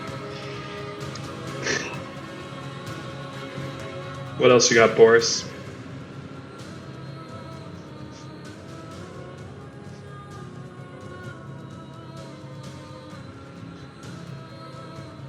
Boris digs through his character sheet, looking at his options. Just trying to familiarize myself with what he can do. I think he's just gonna move down that way, so we can't all get caught in a cone again. Nobody likes a cone. All right, Selig. He's really in a quandary because 2 raptors is just at the break point of if it's good to break concentration or not. So he's going to step in here, see what's going on.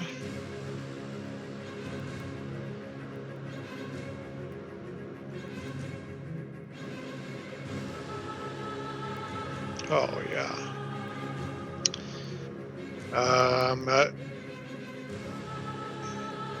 He sees a lot of Xerxes, Saru, and Steven, and only one Boris. And so he's going to try to give them a little bit of wiggle room to get out of there and do their rangy stuff. If he has the spell slots, he does. And the raptors disappear. Everyone claps for the VIP, the best raptor that's ever raptored. As he vanishes and waves to the crowd, does a curtsy, and then the cloth just falls to the floor as the ghost raptor vanishes. So Luke Skywalker's into the sunset, I think. We're saving that raptor for later. Yeah. it's a 20-foot radius. So if I put it right there, Oh. I think it'll get something like that.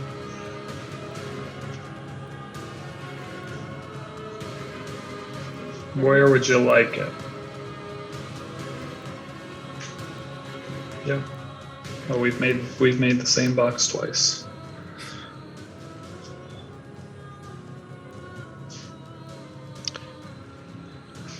I'll tell you what. Let's move it up one and left one to try to encourage it to go toward Boris. Nice. Butte. And then he will move.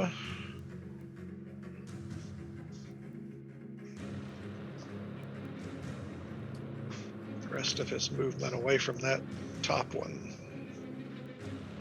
Says, you got this, Arthur. Saru. First things first. Huh? We need a dexterity saving throw. As you're standing on the grease.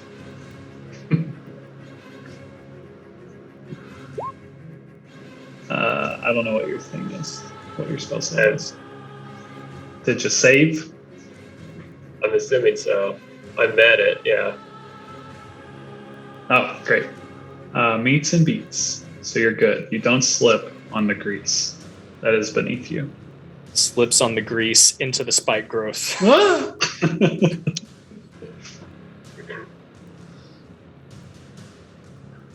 do that. And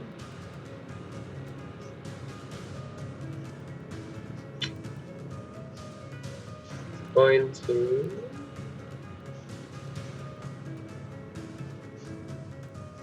try to figure out what went wrong and tell Xerxes, keep up the good work.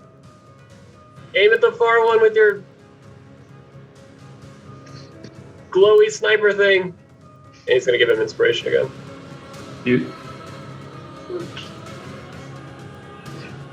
All right. Top boy.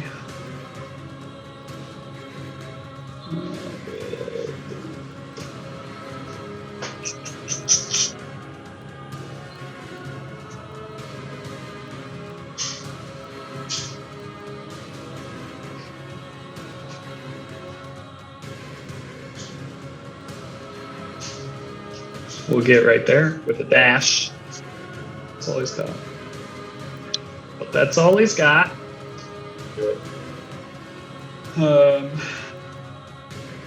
Second boy, because I'm an idiot, you watch him explode in a burst of psychic energy that hurts no one. Shit happens. And remember that, Arthur and Selig. That these things explode when they die. Wink. Beautiful. And it is dead. This guy, until the end of his turn, Steve-O? Until the end of my turn, I believe. Beautiful. I think you're right. Until the end of my next turn, or until the creature takes any damage. And the genius of Will's spike growth, it doesn't take damage until he moves. So till he does that, yeah, moves on. Yeah. So he's good. Butte, Arthur, in a way. That was more luck than genius, by the way. You can take credit for it.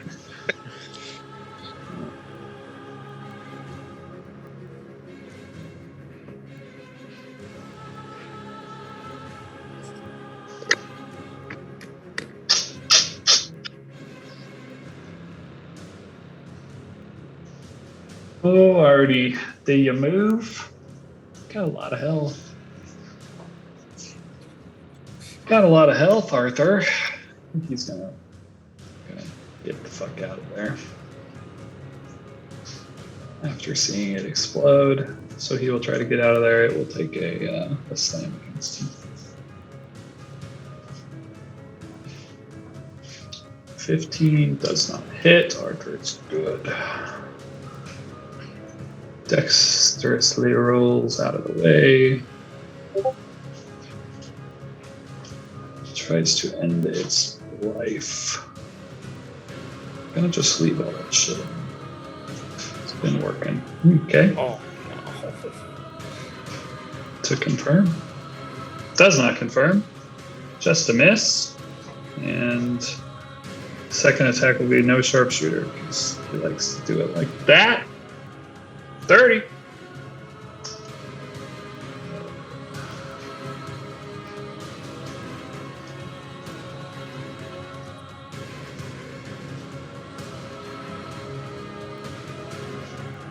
No sharpshooter. Oh, because I only clicked it off there. I see. Okay. That is his go. Steve-O. All right.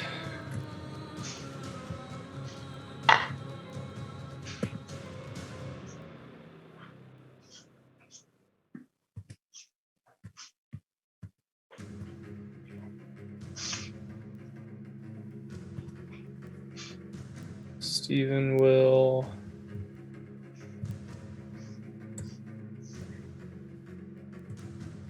move. Actually, I'm gonna move one over. Move there. And with a bonus action,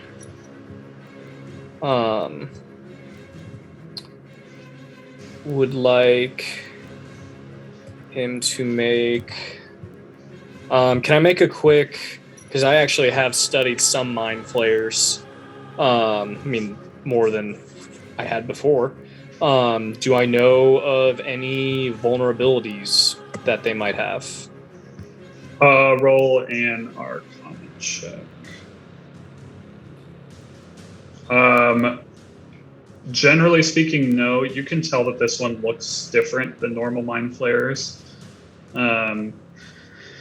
It's you know their mental abilities are incredibly strong, but they're generally not the like strongest like creatures. You can tell that this one, however, like looks bigger, has more tentacles, looks stronger, but yeah, otherwise not really sure of anything like vulnerabilities, resistances, anything like that. All right. Then I would like with my bonus action, a dexterity saving throw, please. Okay. Stasis doesn't do anything there, right? What do you mean? Silly. I was just wondering if it like incapacitated. Does that have any? It couldn't like counterspell it or anything if that's what you're. No. The incapacitated condition, if it gives any. Oh. No, it doesn't. Okay. This is a magical thing. It's a spell, yes. Okay. That'll fail. 13? And it will take 31 points of fire damage. And then for helping number 2, I would like a wisdom saving throw with my action. Beautiful.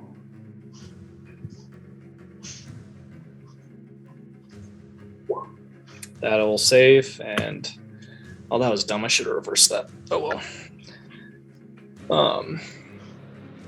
So nothing for Toll the Dead. Dope. Okay. And there's now no stop sign because it took damage. That was dumb. Sorry, guys. Okay. Xerxes. This new toy is so new. Steven's kind of overwhelmed with its capabilities.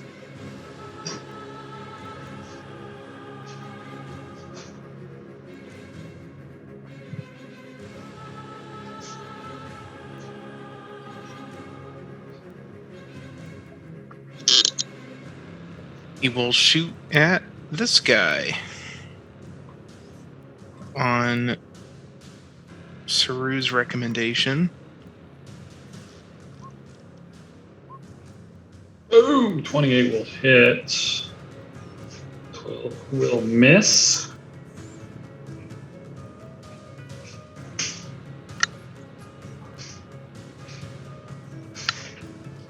That's it. You two full. The boar.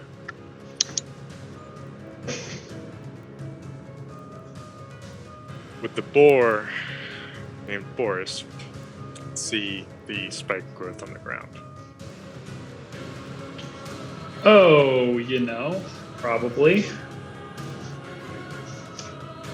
I mean, you could see when it was cast, so I just know oh, okay. Is that how it works? If I see when it's cast, I can see. Yeah, I wouldn't see why you wouldn't be able to see it there.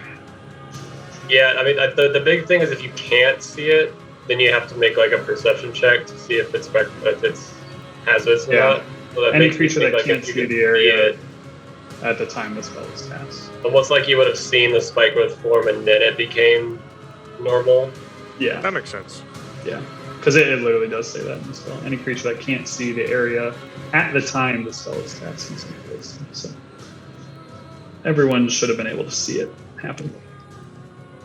I'm not sure exactly why I asked it because I don't think it's going to change what I'm going to do. Boris is going to hold out one of his hands and bite down hard on it, using his blood curse of contaminant. Love it. The contaminant on it.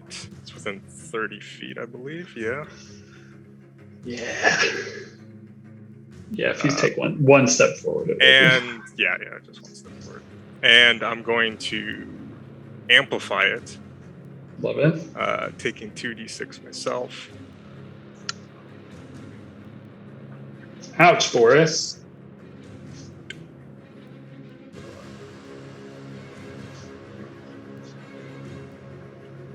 And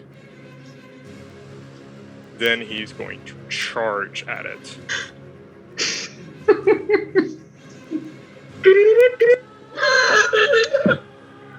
Eat, shield, clap, clap. Amazing. I it's just 2d4 on the spike growth, probably. Yeah, so I take whatever the spike growth damage comes. Oh, 2d4, so 40. Will, you can roll that as you hurt Boris, you mean man. I gotta add up a lot of dice. Wow, Will, I can't believe you're so mean. So I'm gonna attack. First attack. Okay, take 10. These are with Looks to advantage. be- It's still incapacitated, right? It is no longer incapacitated. Oh, right. But a 21 will hit. And it needs to make a DC 16 strength saving throw or be knocked prone. The charge. And then I need to roll more dice for that. So that adds on 4d6 damage. Plus a D8, right? Plus a d8. It's knocked prone. Now I have advantage. And I will swing again. 23 to hit. 23 and 2 more d6 and 1 more d8. Giving this thing a fucking pounding. D8s are just Yeah, those They D8s are brutal. But Very bad. since I amplified it, creature curse takes any additional 2d6 right damage each time it takes damage, no matter the source. Yep.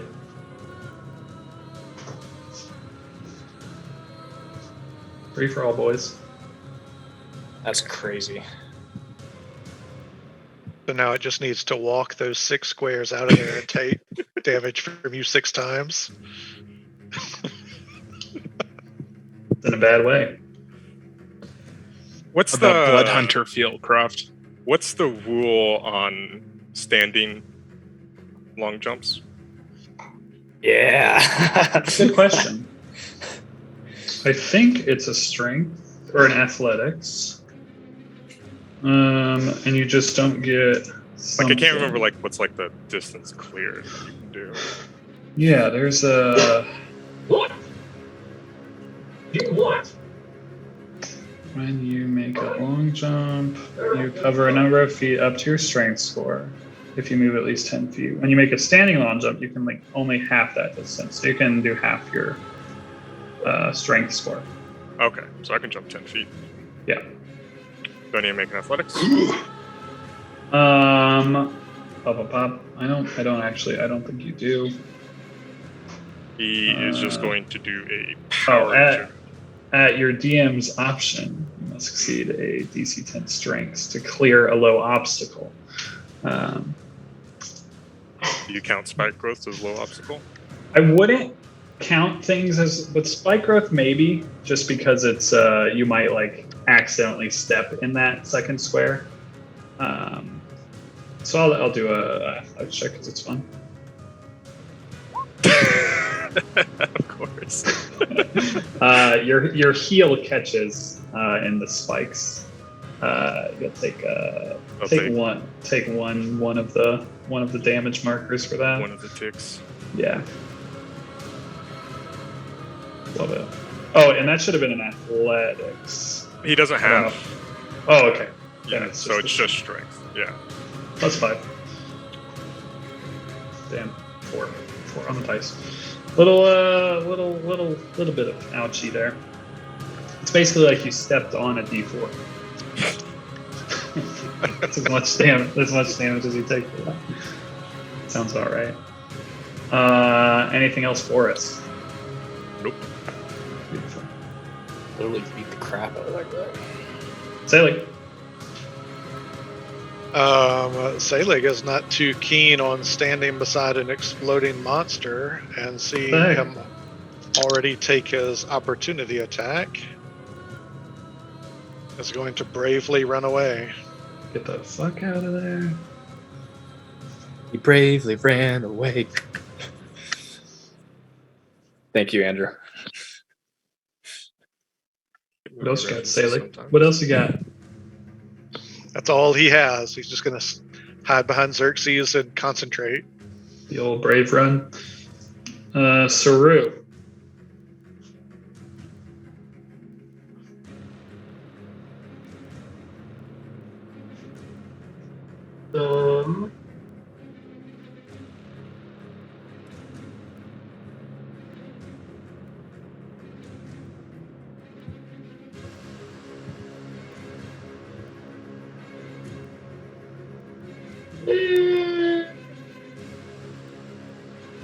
I lied.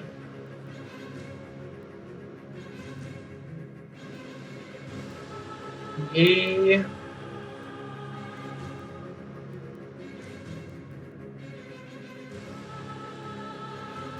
Sailing's got that under control. He's just going to yell at Squidman You would love that. and try to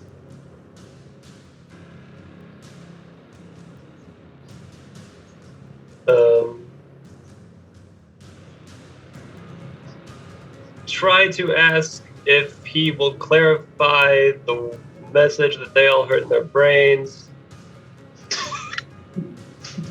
It's good. And more or less just be like, what exactly do you guys want from us? Where are you even from? Where are we now?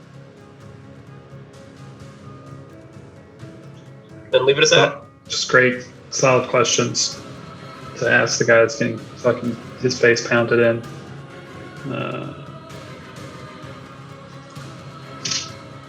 What will this thing do?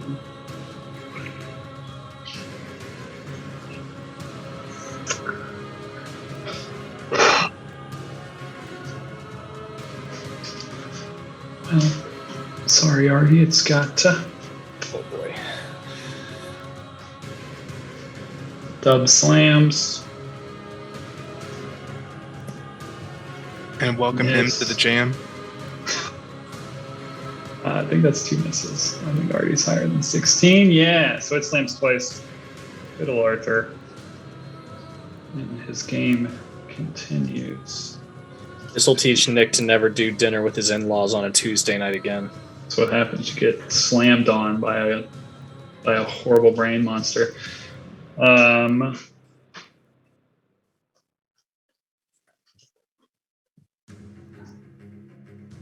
Litterid.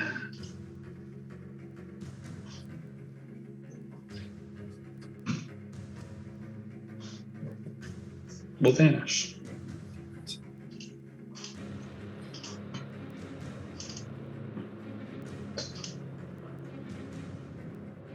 And it is Arthur's go. He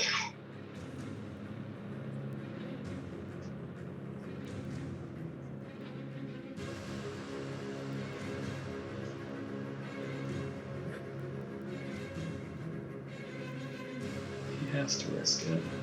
Risk it. We all agree. It's been missing. Okay, well, that's unkind. Okay, that'll hit. That'll hit. 20 points damage. I'm sure he'll be happy about that. At the hunter's mark, all that matters. Kept the hunter's mark. And for that, my friend, sharpshooter's back on. I want to kill it with Arthur. Damn it. Misses. Hit it. All right. 22 points of damage. 22? Has 21 hit points. Motherfucker. Yeah. Nice job, Nick. Arthur kills it, and it explodes in a concussive burst, harming any creatures that are close enough to it, which there are none. And it dies a horrible death. And you are out of combat.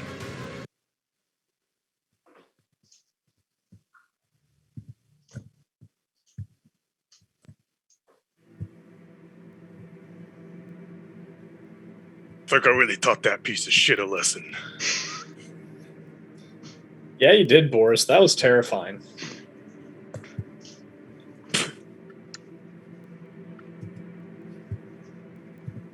Let's get out of here before more of these tube things unveil more nightmare fuel. Don't slip on the grease on your way out.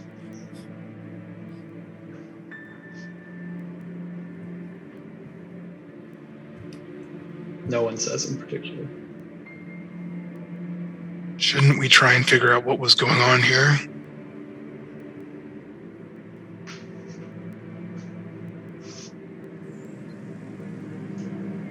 Did you And tell where'd that them thing that- go? It doesn't seem safe to leave it running around. I don't disagree, Xerxes. I just have no idea where it went or how to find it.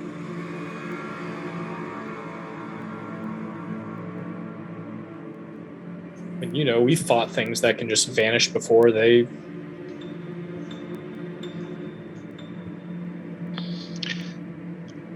can just do that.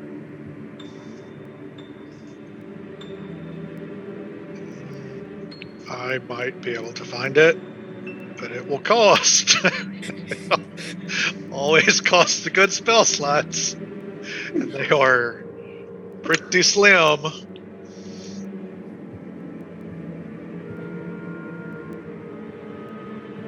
I think it might be worth it. We had that thing on the ropes.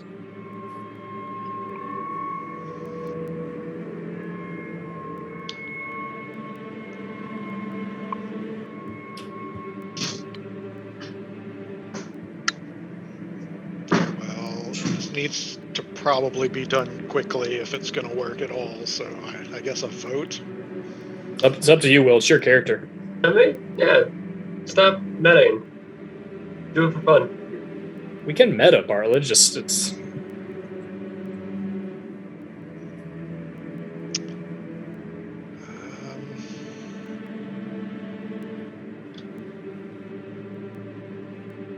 Yeah, he's not going to do it. I'm too slim, and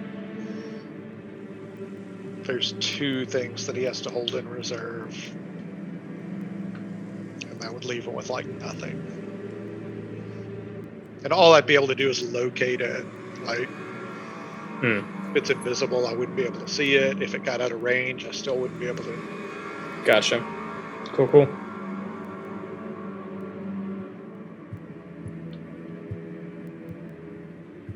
Xerxes, can you tell what any of these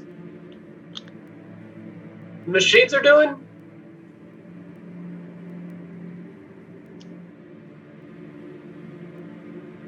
He'll go over there and take a look, Michael.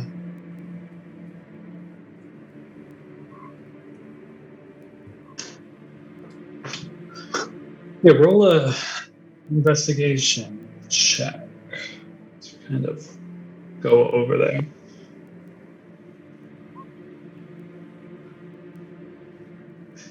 You guys, you're like poking around and like trying to take this all in. Like this stuff is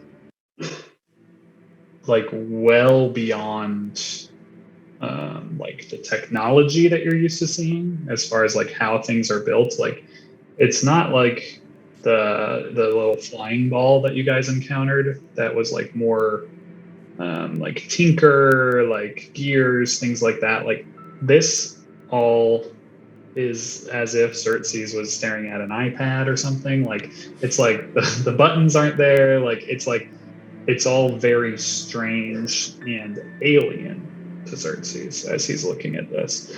And he's like looking at the things on the ground and he's like tracking like the idea that things are getting powered, things are getting like, but weirdly, it's not like necessarily all powered by like arcane like things. Like there's no like nothing you see necessarily points to the arcane, but also nothing you see points to like gears or like that energy source. Like it's all very alien to you. It's something that would be like wonderful for you to be able to sit down and like take a lot of time to figure out. Like I'm sure Xerxes looking at all this like, holy shit, like this is all crazy interesting. But it's like you'd have to take shit apart and really like poke and prod at things to figure out how it all works. And it would take days, weeks, to do something like that. Maybe longer, you're just not sure. Also, my dog has to poop, so I'll be like right back. Okay, I'm back. When Cooper tells me he needs to poop and it's raining outside, it's like I know it's not fucking around. Yeah. He does not like to go outside in the rain. Okay, so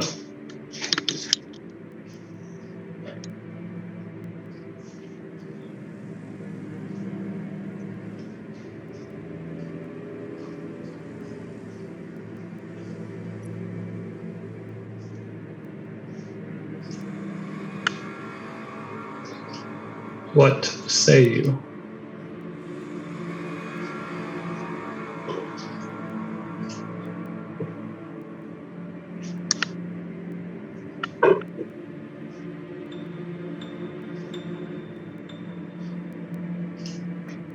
I think we search on, right?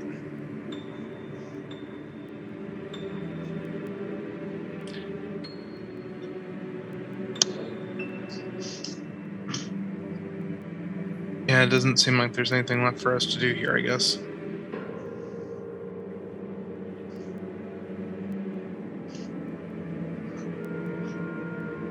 I think there will be, just like you said, Xerxes. We just heard the explosion minutes ago and we gotta strike while they're fighting up there.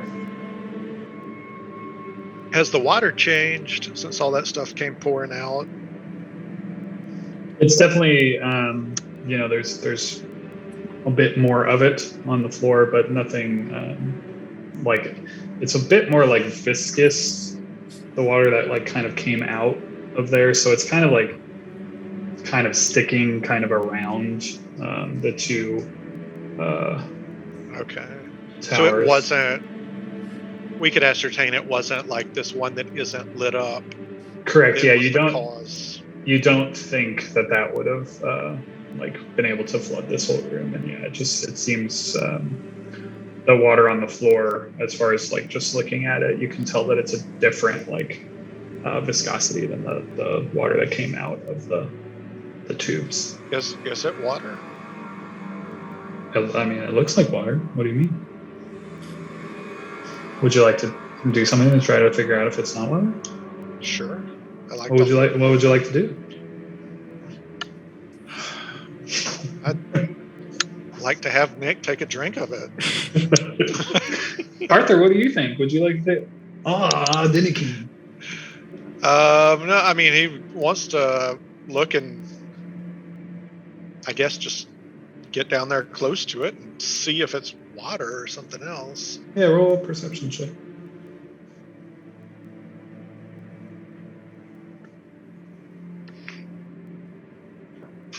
So yeah, getting close to it, looking at it. I mean, it looks like water. You're standing in it. It moves like water. You can see through it, so it's pretty like clear. As far as you can tell by looking at it, it appears to be water.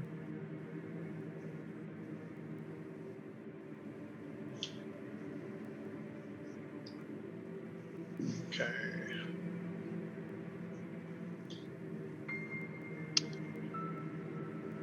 And we can see through it. There's nothing. Yeah, it's very like I said, it's like there's like half an inch of it at most on the floor, and you can see the floor beneath it. Not leaking out into a drain somewhere, just standing there. Yeah, it's just kind of in this room, like standing water in here. See, everything in this game takes a 4th level spell. Everything. Yeah. I hear you there, Will. I hear you there. I'm leaving it be. You know, take some for later. Drink it out of a flask. I don't know. See what happens. It just sucks because, like, who prepares control water? Nobody. And then the time I do, and here it is. Really get it out of the way. Search the area. No. Nope. Not falling for it, Michael. Hey, just win. Win the Briarwood Keep, and then this place can be your study playground. You guys can study here for weeks, preparing all the spells you want. We'll 100% it after we beat the boss. Yeah. Maybe that's all you got to do. We're supposed to look a little bit at one of these bodies. Does it look like their brain was messed with?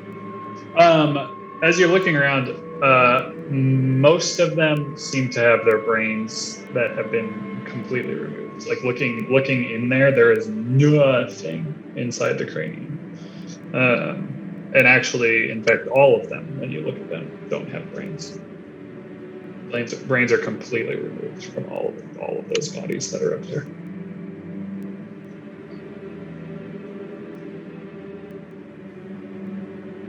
None of them appear to be boars either. Boris knows that by looking at them. But only Boris knows that. Got the eye.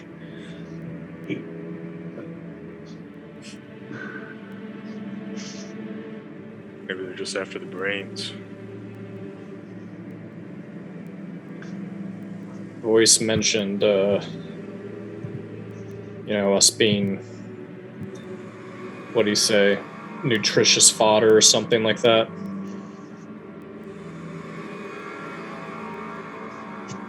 So, Think themselves higher on the food chain, I guess. yeah. Not if we have something to say about it. I think he saw a piece of what we could give right there. No doubt, Boris. That was terrifying. It's a wonder Anna ever bested you. It is. It really is. If only I didn't have to play that dumb mini game. Does that look like it hurt his heart when Steven said that? It's basically fighting with my two hands behind my back. Well, we'll have to make sure you get a rematch. Yeah, Zalek better live. We all better live. Boris is all, I've beat up my fair share of corpses. I'll probably be able to take her. Sorry, Connor, if you're listening. He's not.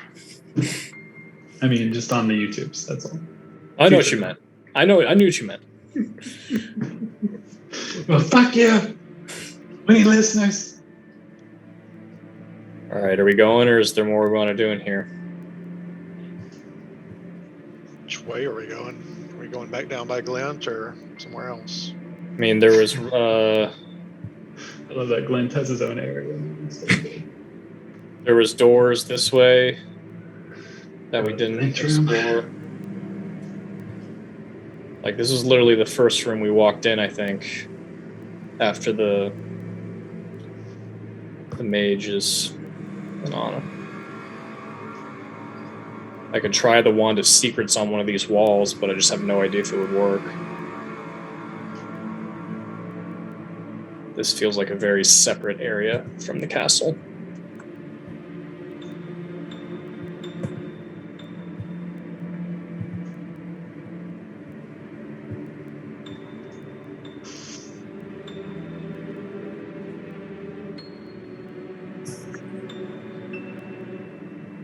Yeah, I guess push on to wherever makes the most sense. I feel like we kind of explored where No, there we was did. there was that path that we like. What was the 4 hallways? Yeah, like if we come back. And there was like 2 of them each went to like the same place, right? And we didn't go south down the left side. I think. Yeah, well, and that was in the sewer specifically. Like, I don't know if y'all are. Like, if we all come back to the. I'm just trying to think of, directions we didn't take. I mean, there's a door to the north where the staircase was. And there's a door to the west. There's also more doors down in the cellar or in the dungeon area. Oh, out of it? Uh-huh. Oh, I didn't see that. Like further east from where we left Glint, there was stuff, and I think there was more stuff north in the mill, potentially. There's one right here. Yeah, and there's one right here as well, because we came in from the open door.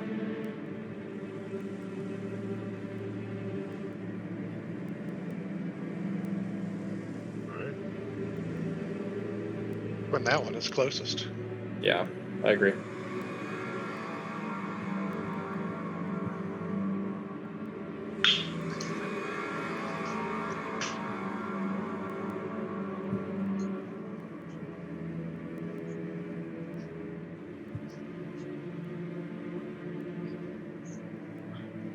Should we maybe not try to break some of these glass containers and not leave more giant floaty brain monsters? Could that not just release them?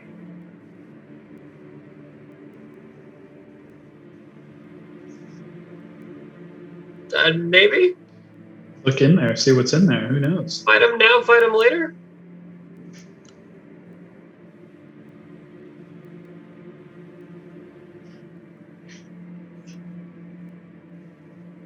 Just a thought.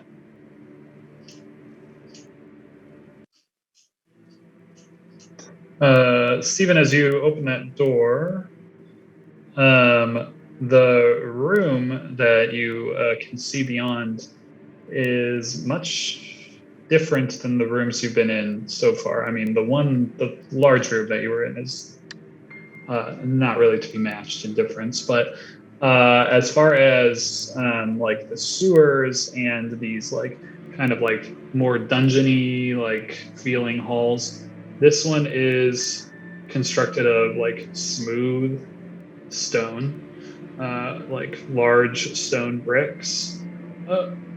It looks pretty like nice looking, not like the nicest of rooms, but like it's well put together. The ceilings are nice and tall. There are sconces on the wall, though they don't have any lit torches in them. But like the sconces are like nice, like metallic, like brass bronze sconces. This room looks a lot like nicer put together, and there's like carpet on the floor. It's like a little mismatched and not like perfectly straightened out, but you can tell that it's like of very fine make. And the carpet is like coming from down here and does one of these kind of things, like an L shape, like so. And there are like fine benches, kind of in the room. Like this room is like well put together and looks of like money. Like you can tell that this room is meant to be seen to some extent, but it is like kind of like in a state that it's not been taken care of for a few weeks at least, maybe longer. But it's much different than the previous rooms that feel very dungeony. So it feels like we're now like actually getting into the castle. Yeah, this feels definitely more like you would expect the main keep to feel more like. Though obviously you're at below in the dungeons still to some extent, as far as like floor level. But and yeah, there's two large wooden double doors to the south and one wooden door to the west.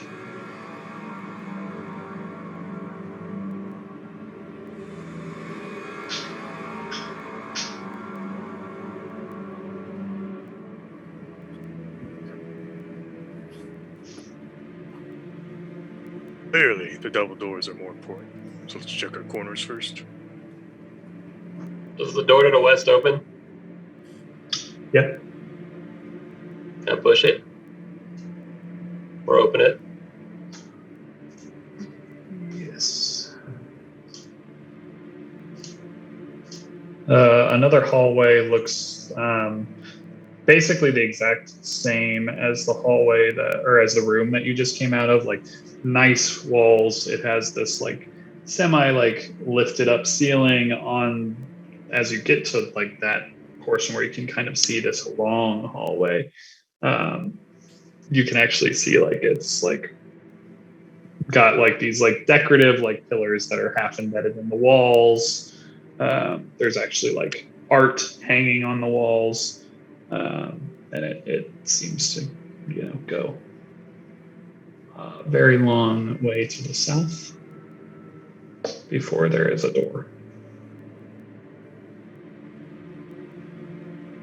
You want to try these double doors too? There's a long hallway over there. It's nicer though. More like a castle.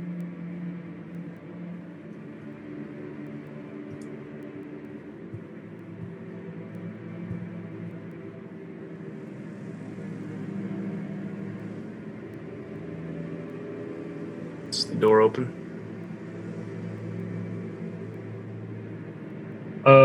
These doors are actually locked. What are they made out of? Wood, like fine wood, but they're just locked. They're pretty like big, thick oak doors or whatever. But wood. They just don't open when you push them. Try and bash them open. It's that or the long hallway. Go for it if you want it. We literally have no ways of opening doors. Sure. But minus brute strength are going around. So Reminds me of the Bones days. yeah. What do you want, Michael? You going straight attack mode, or you going break it down with your body? What do you do? Sure, let's try force it open first instead of just... Brute strength. Let's do a athletics or strength, whatever you got. 23. You start like really giving it to this door, and at first it doesn't like give, and then like on your third big heave, you're able to like basically bust the door open. Obviously, it sounds like a door is being busted open, and you all hear that because you're standing there watching. But yeah, you're able to bust that fucking door down with a 23. Just kind of like it's open. and you find a another very long hallway going to the south. This one, much larger, wider than the one that Saru had just went into. This one too has this kind of like, if I had kept those rugs, basically they kind of go all the way down before seeming to turn at the bottom of this long hall. And this one is like much more showy, much more like fancy seeming, even than the one that Saru looked at. Like, and you can see from where you are, just at the kind of edge of your vision, like there are these large pillars that seem to be like flanking the hallway further down, like down here.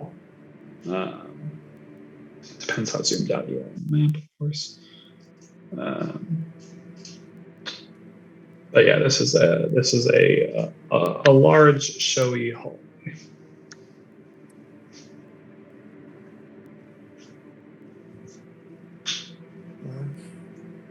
Guess we just take our pick of hallways, huh?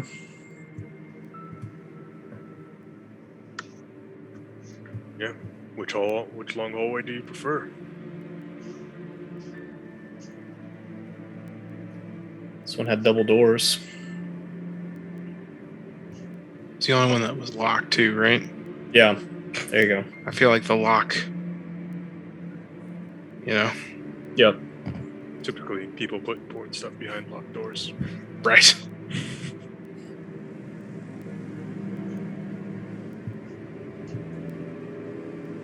Stephen and Boris roll perception.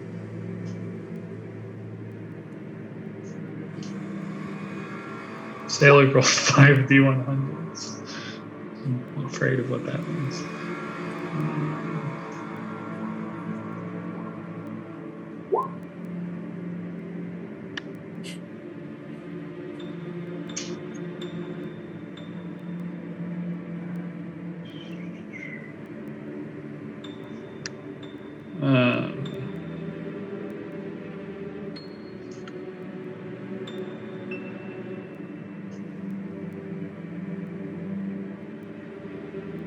Stephen, you hear the sound of like shuffling, and the sound of like basically like plate kind of like scraping, like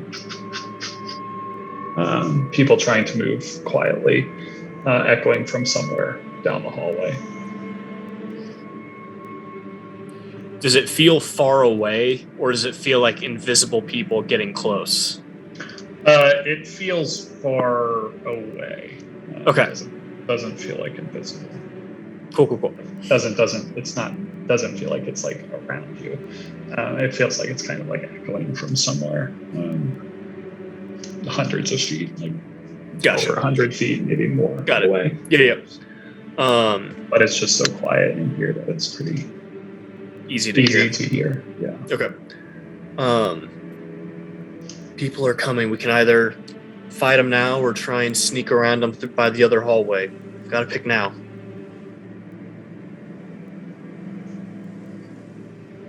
I think they're going to see what we did to the door.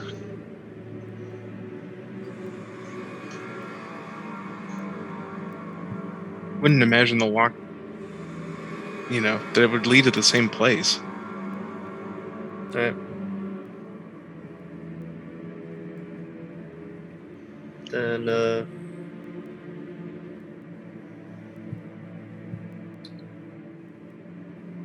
didn't prepare a silent image. Of course I didn't.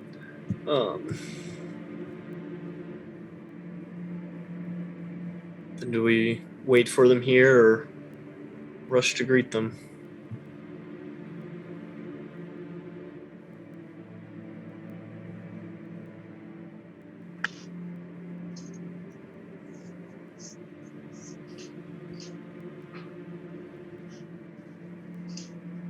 Okay, we'll wait for him here, I guess, since we've got the range.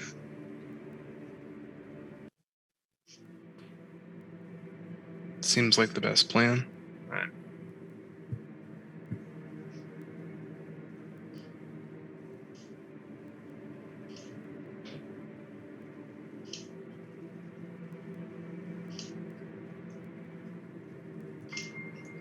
Can I be like peeking around the corner of the door, Michael? Even though the game won't let you do that. Yeah.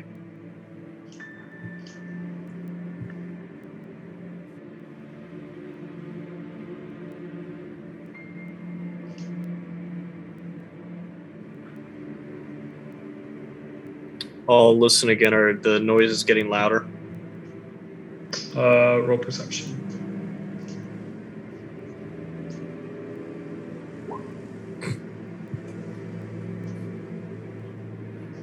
You actually can't pick up.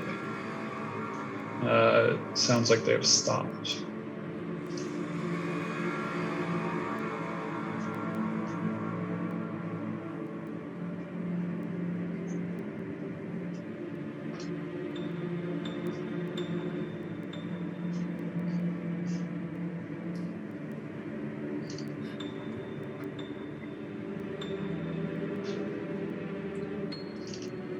I don't hear them anymore. I wonder if they're waiting for us around the corner down there.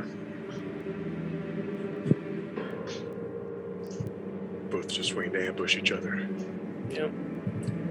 Saru, you hear the sound of a door creaking open from the hallway to your west with your passive. Not that door that's like right next to me, but like further in. No, that door is open Okay. from somewhere beyond. So trying to open a door silently. I'll try to flag anybody down that might be looking that way and just kind of waving like, hey. Like just gesturing that way. I hear stuff. Take a peek. Yeah. Get wherever I can and try to peek around the corner. Roll a stealth check. Yeah, there.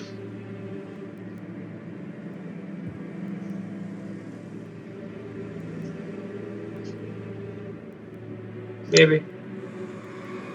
Oh.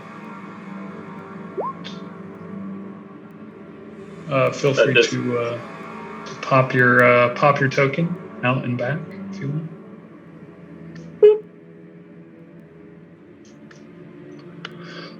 And you can see that there are some figures slinking through the darkness at the far end of the hallway. Okay. Moving slowly.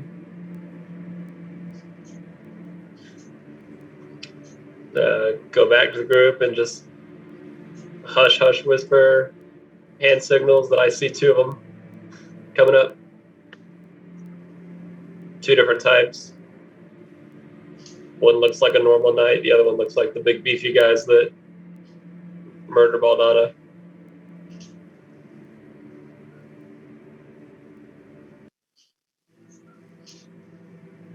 Right. Should we take the fight to them? Yeah, probably should go one way or the other so that they don't both get on us at the same time. Yeah. Let's go to the ones we can see.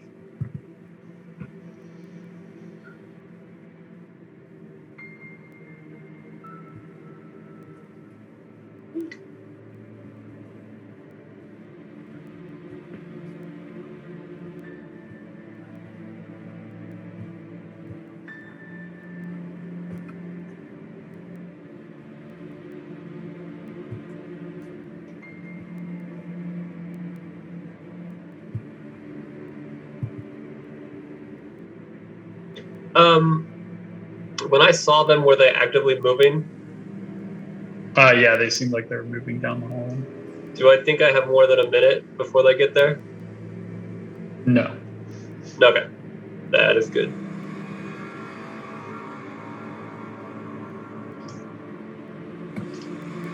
What is your plan, friends? This tense standoff. At this point, jump out and shoot. Yeah, I think so.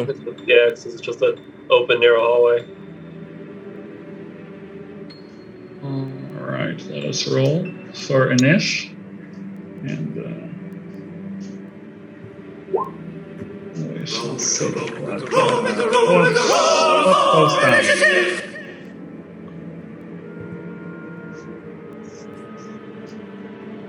Terrible, boys. Terrible.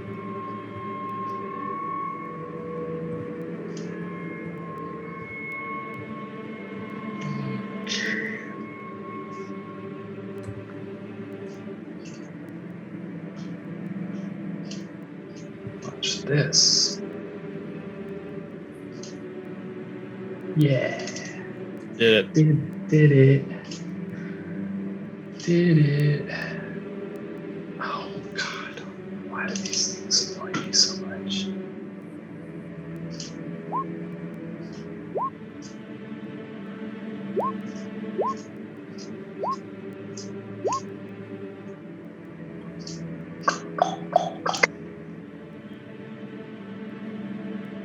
Okay.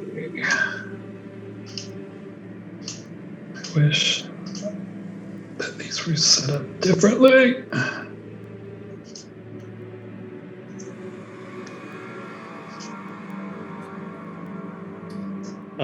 As we were all like getting in a position, because you're having to do all this initiative stuff, Michael. Yeah, please. I will have whispered to everyone. Remember the beefy ones first, the ones who can disrupt the magic.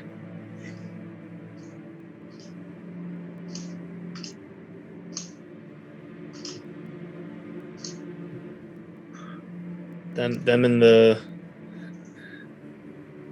mages are the two issues for us.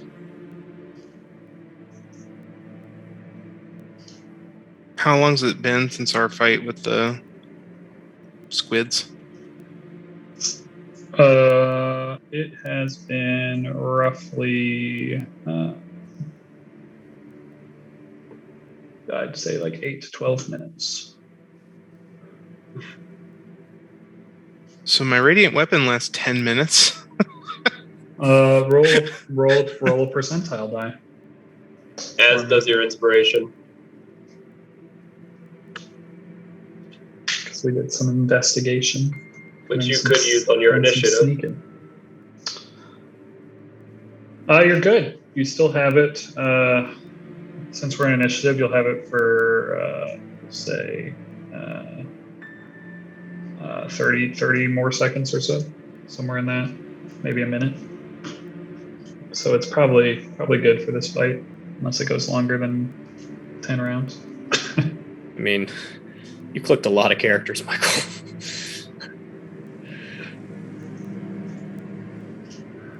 That I did.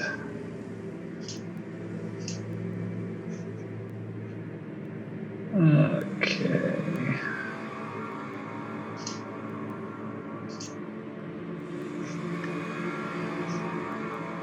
Beautiful.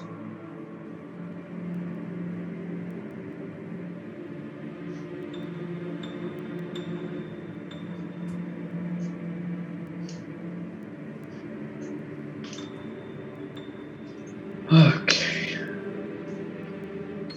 Get all these fucking things in. All right. So, Steve-O, you'll kick us off. And music. Okay. Good to go.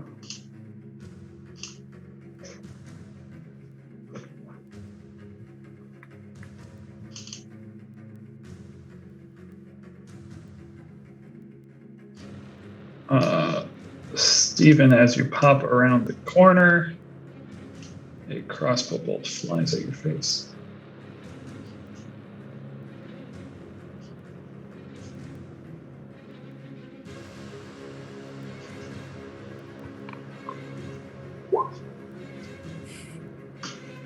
Clanking the wall behind you.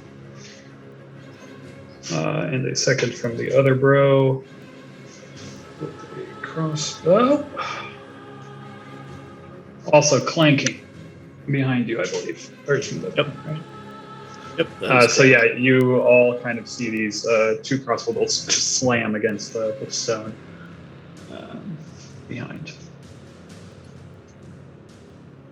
Right. I need a dex save from all tree, please.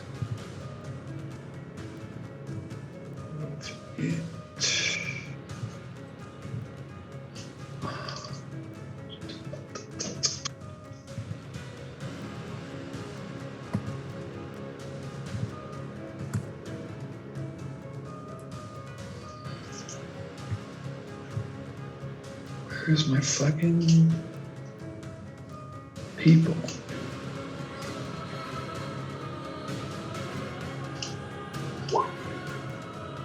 Here's those guys, and here's the disruptor. All fail. Fail. This is a bonus action.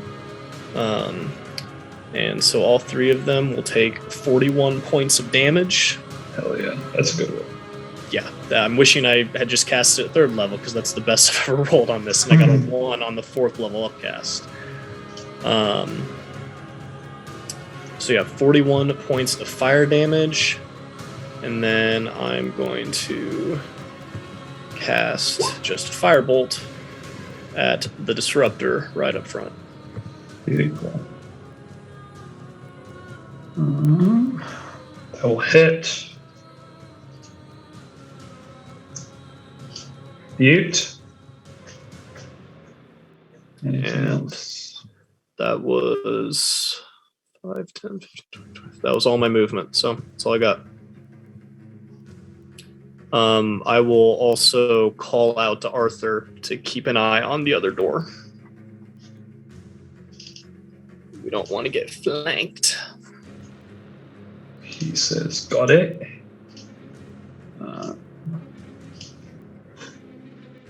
Beautiful.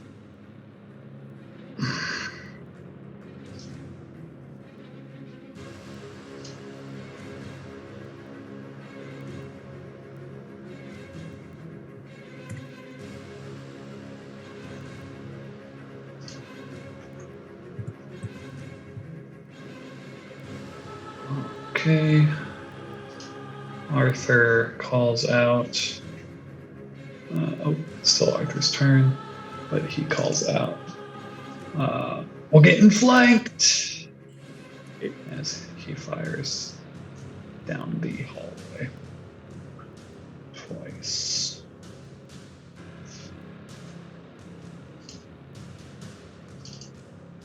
It's crazy to see 30 and it's not a crit. Yeah, it's just wild. Oh, and how long does Hunter's Mark stay active? A minute. Oh, well. I think. I don't know. It lasts long with higher cast, maybe. Up to 1 hour. Oh, wow. But I don't think he can flip it to that way. I think it's too far away. Yeah. Too far away. But he can concentrate on it still. Okay, so just the sharpshooter damage, not the hunter's mark damage. Why do they guys all have different ACs? The first one, the second will hit.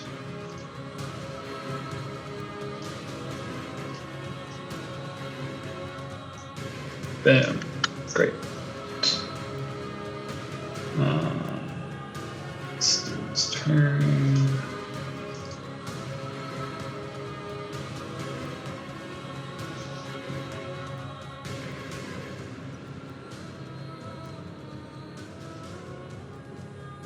Oh, that's fun. Let's do that.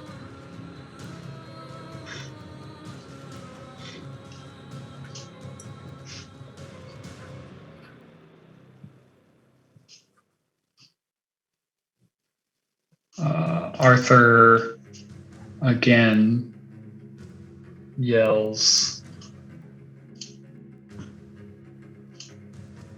"Got another one! This one's flying!" So that's one.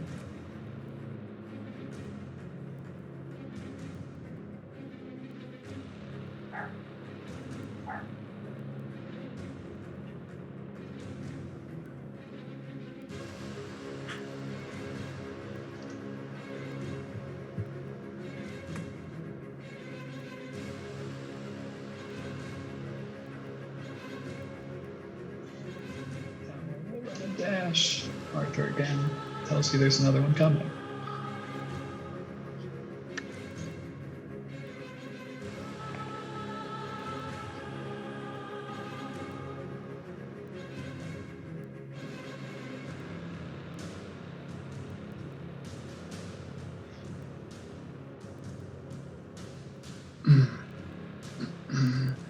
That one will get there with a dash. And it is Boris. It's good.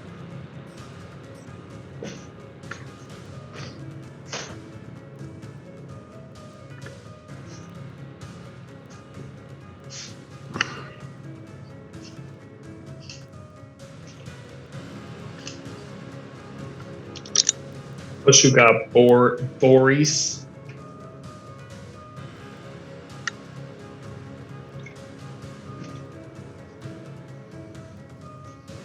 That's you, Croft. Yeah, I spaced for a second. You're like, wait, what's that? Who am I? I don't That's even know. right. That's me. I'm not Glenn. Where's Oh Glenn? shit! There's someone right there.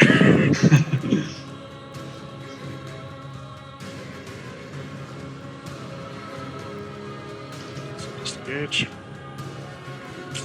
And right strike twice. Lovely.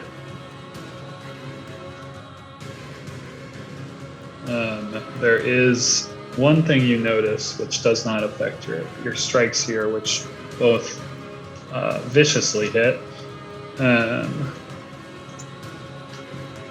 But as you come into this dude's business, you can't hear a damn thing. It's like you step forward and then start attacking, and you don't hear the sound of the claws hitting him. You don't hear the sound of anything. You don't hear anything. Would you say that I would have like the deafened condition right now?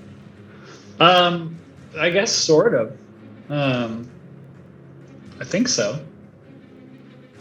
Let me look at how that works. I think you probably technically would. It just comes. Yeah. Okay. You would be considered deafened currently.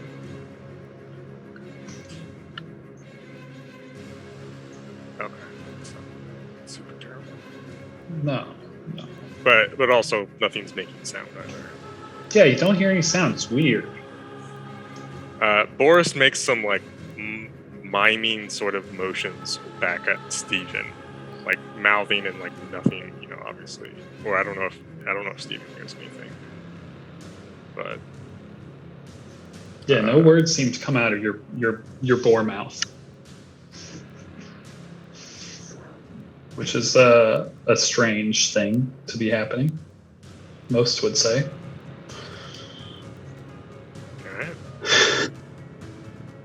But he's also wobbling on his legs there. Wobbling.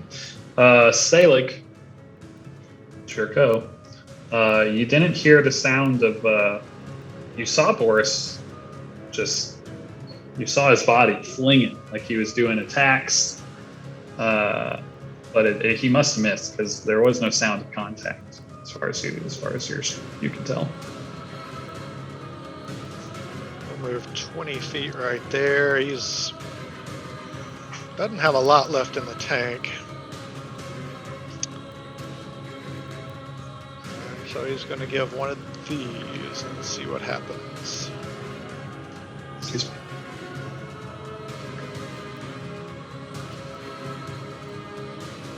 One of those, you say?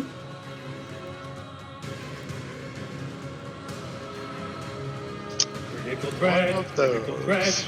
A spell crit, you say?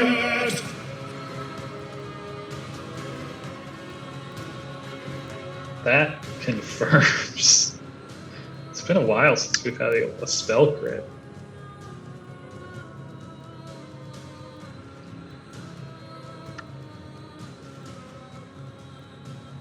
Vulnerable to piercing damage? I will just go ahead and tell you it doesn't matter if he's vulnerable to piercing damage, because He had 18 hit points left. And he is very dead. As he dies, his body falls to the ground, and you hear the sounds, ding, ding, ding, ding, ding, all happen as he releases the spear in his hands, and no longer is there this weird silence happening.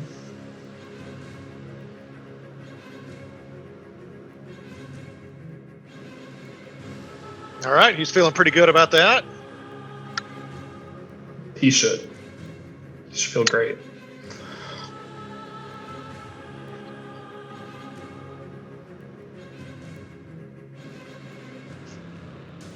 That guy does that thing.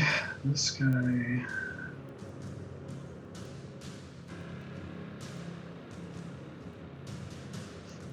Does that thing. Saru, it is your go. Boris, how many are down that hallway? Boris, you can hear and speak, so boom. 2. I just hadn't unmuted myself yet. Arthur, how many down that hallway? Looks like 5. But since I'm Arthur, I'll probably say like 100. There's 100 this way. Come this way. Should we maybe get out of the corner? Maybe into that bigger room? Go help Arthur. I'm going, but again, maybe get out of the corner?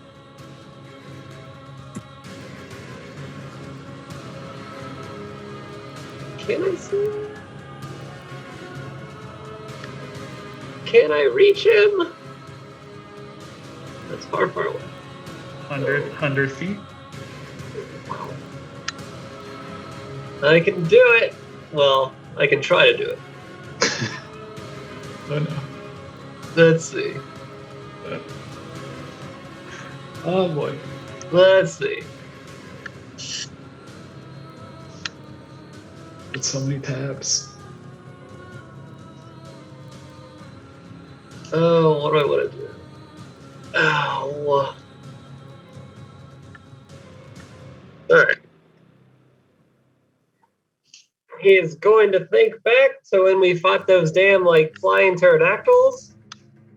The day that we met Dvalin, our wonderful zombie-loving dwarf. Mm. And he's going to try to remember how he felt then. Mm. Which, honestly, was just kind of indifference and whatever. Because it was a weird old dwarf trying to attack us, and actually it was probably a little bit of anger because he was fighting, and I think Clavius was fighting him or something like that. Xerxes probably, yeah, because Xerxes definitely shot first. Shot. Xerxes I was due. And 4 of us. Okay. 70 seems, It's better. It's not great. it could be good. Let's see, I need to roll.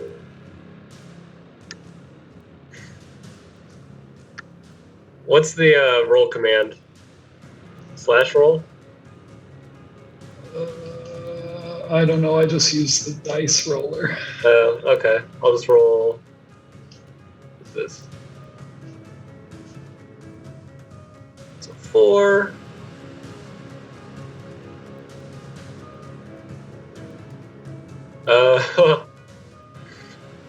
I don't think that's gonna work. He attempts to cast. Well, he attempts to cast, and something else happens, and that something doesn't have the range, and it has no effect. So, and it was a cantrip. It So he fizzles. tries. It fizzles. So you hear kind of a low grumble, maybe a gong, maybe a bell, maybe a stomp. Who knows? But it doesn't work. It sounds like a. Very disappointing. But he felt like something happened, but nothing happened. It's closing it. Who's I got? This guy. He can only get to there. X Factor. Kadoke.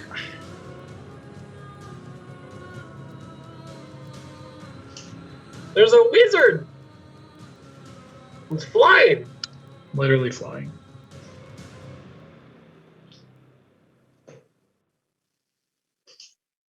Okay.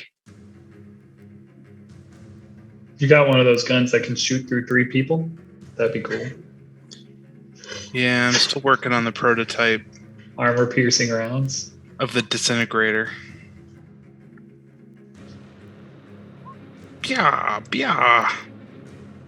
I think those will both hit the flying mage.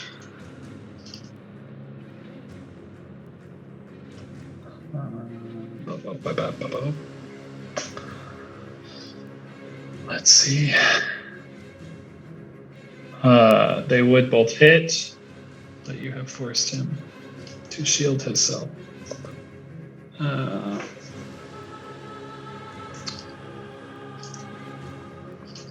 As he flies in your direction.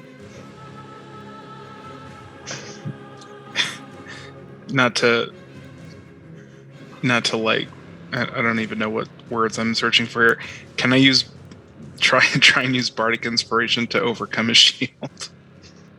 Or no, I guess that doesn't work with the damage, right? I don't know how that works. It'd be your attack. Yeah, you still don't know technically what his AC is or whatever. So yeah, it'd be on that attack. Roll an inspiration die. I would definitely do it. Breaks through the shield. Hitting. I attack. I shield. Inspiration. I love it. He uses his super shield. This is so complicated. Is fly concentration? It is. Okay.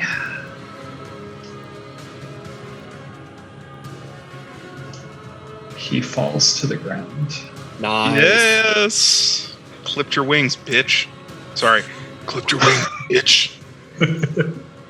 Taking 2 points of damage as he does.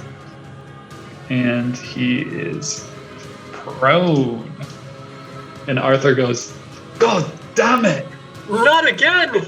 He's basically invisible.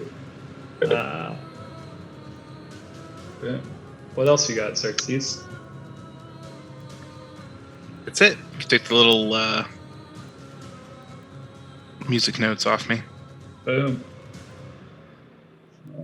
This guy beep, bop, boop, boop, boop, boop, boop, gets there.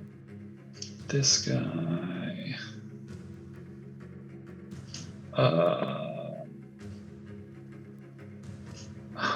gets there and will activate his bullshit. Because fuck that, he says.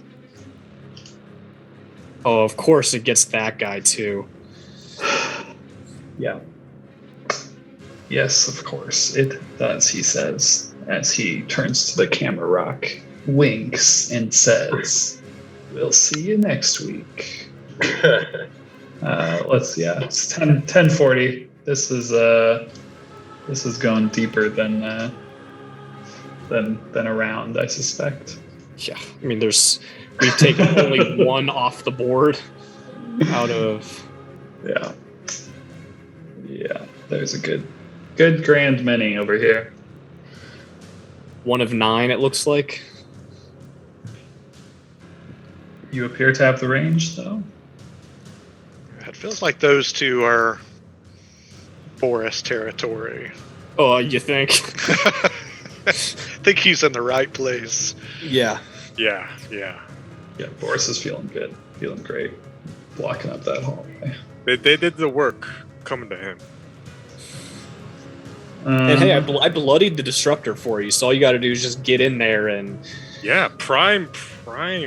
That was the best fireball I've ever done. Yeah, that was 41 points of damage. Yeah. That might be the best fireball we've ever had. Yeah. In any game. 41 is high for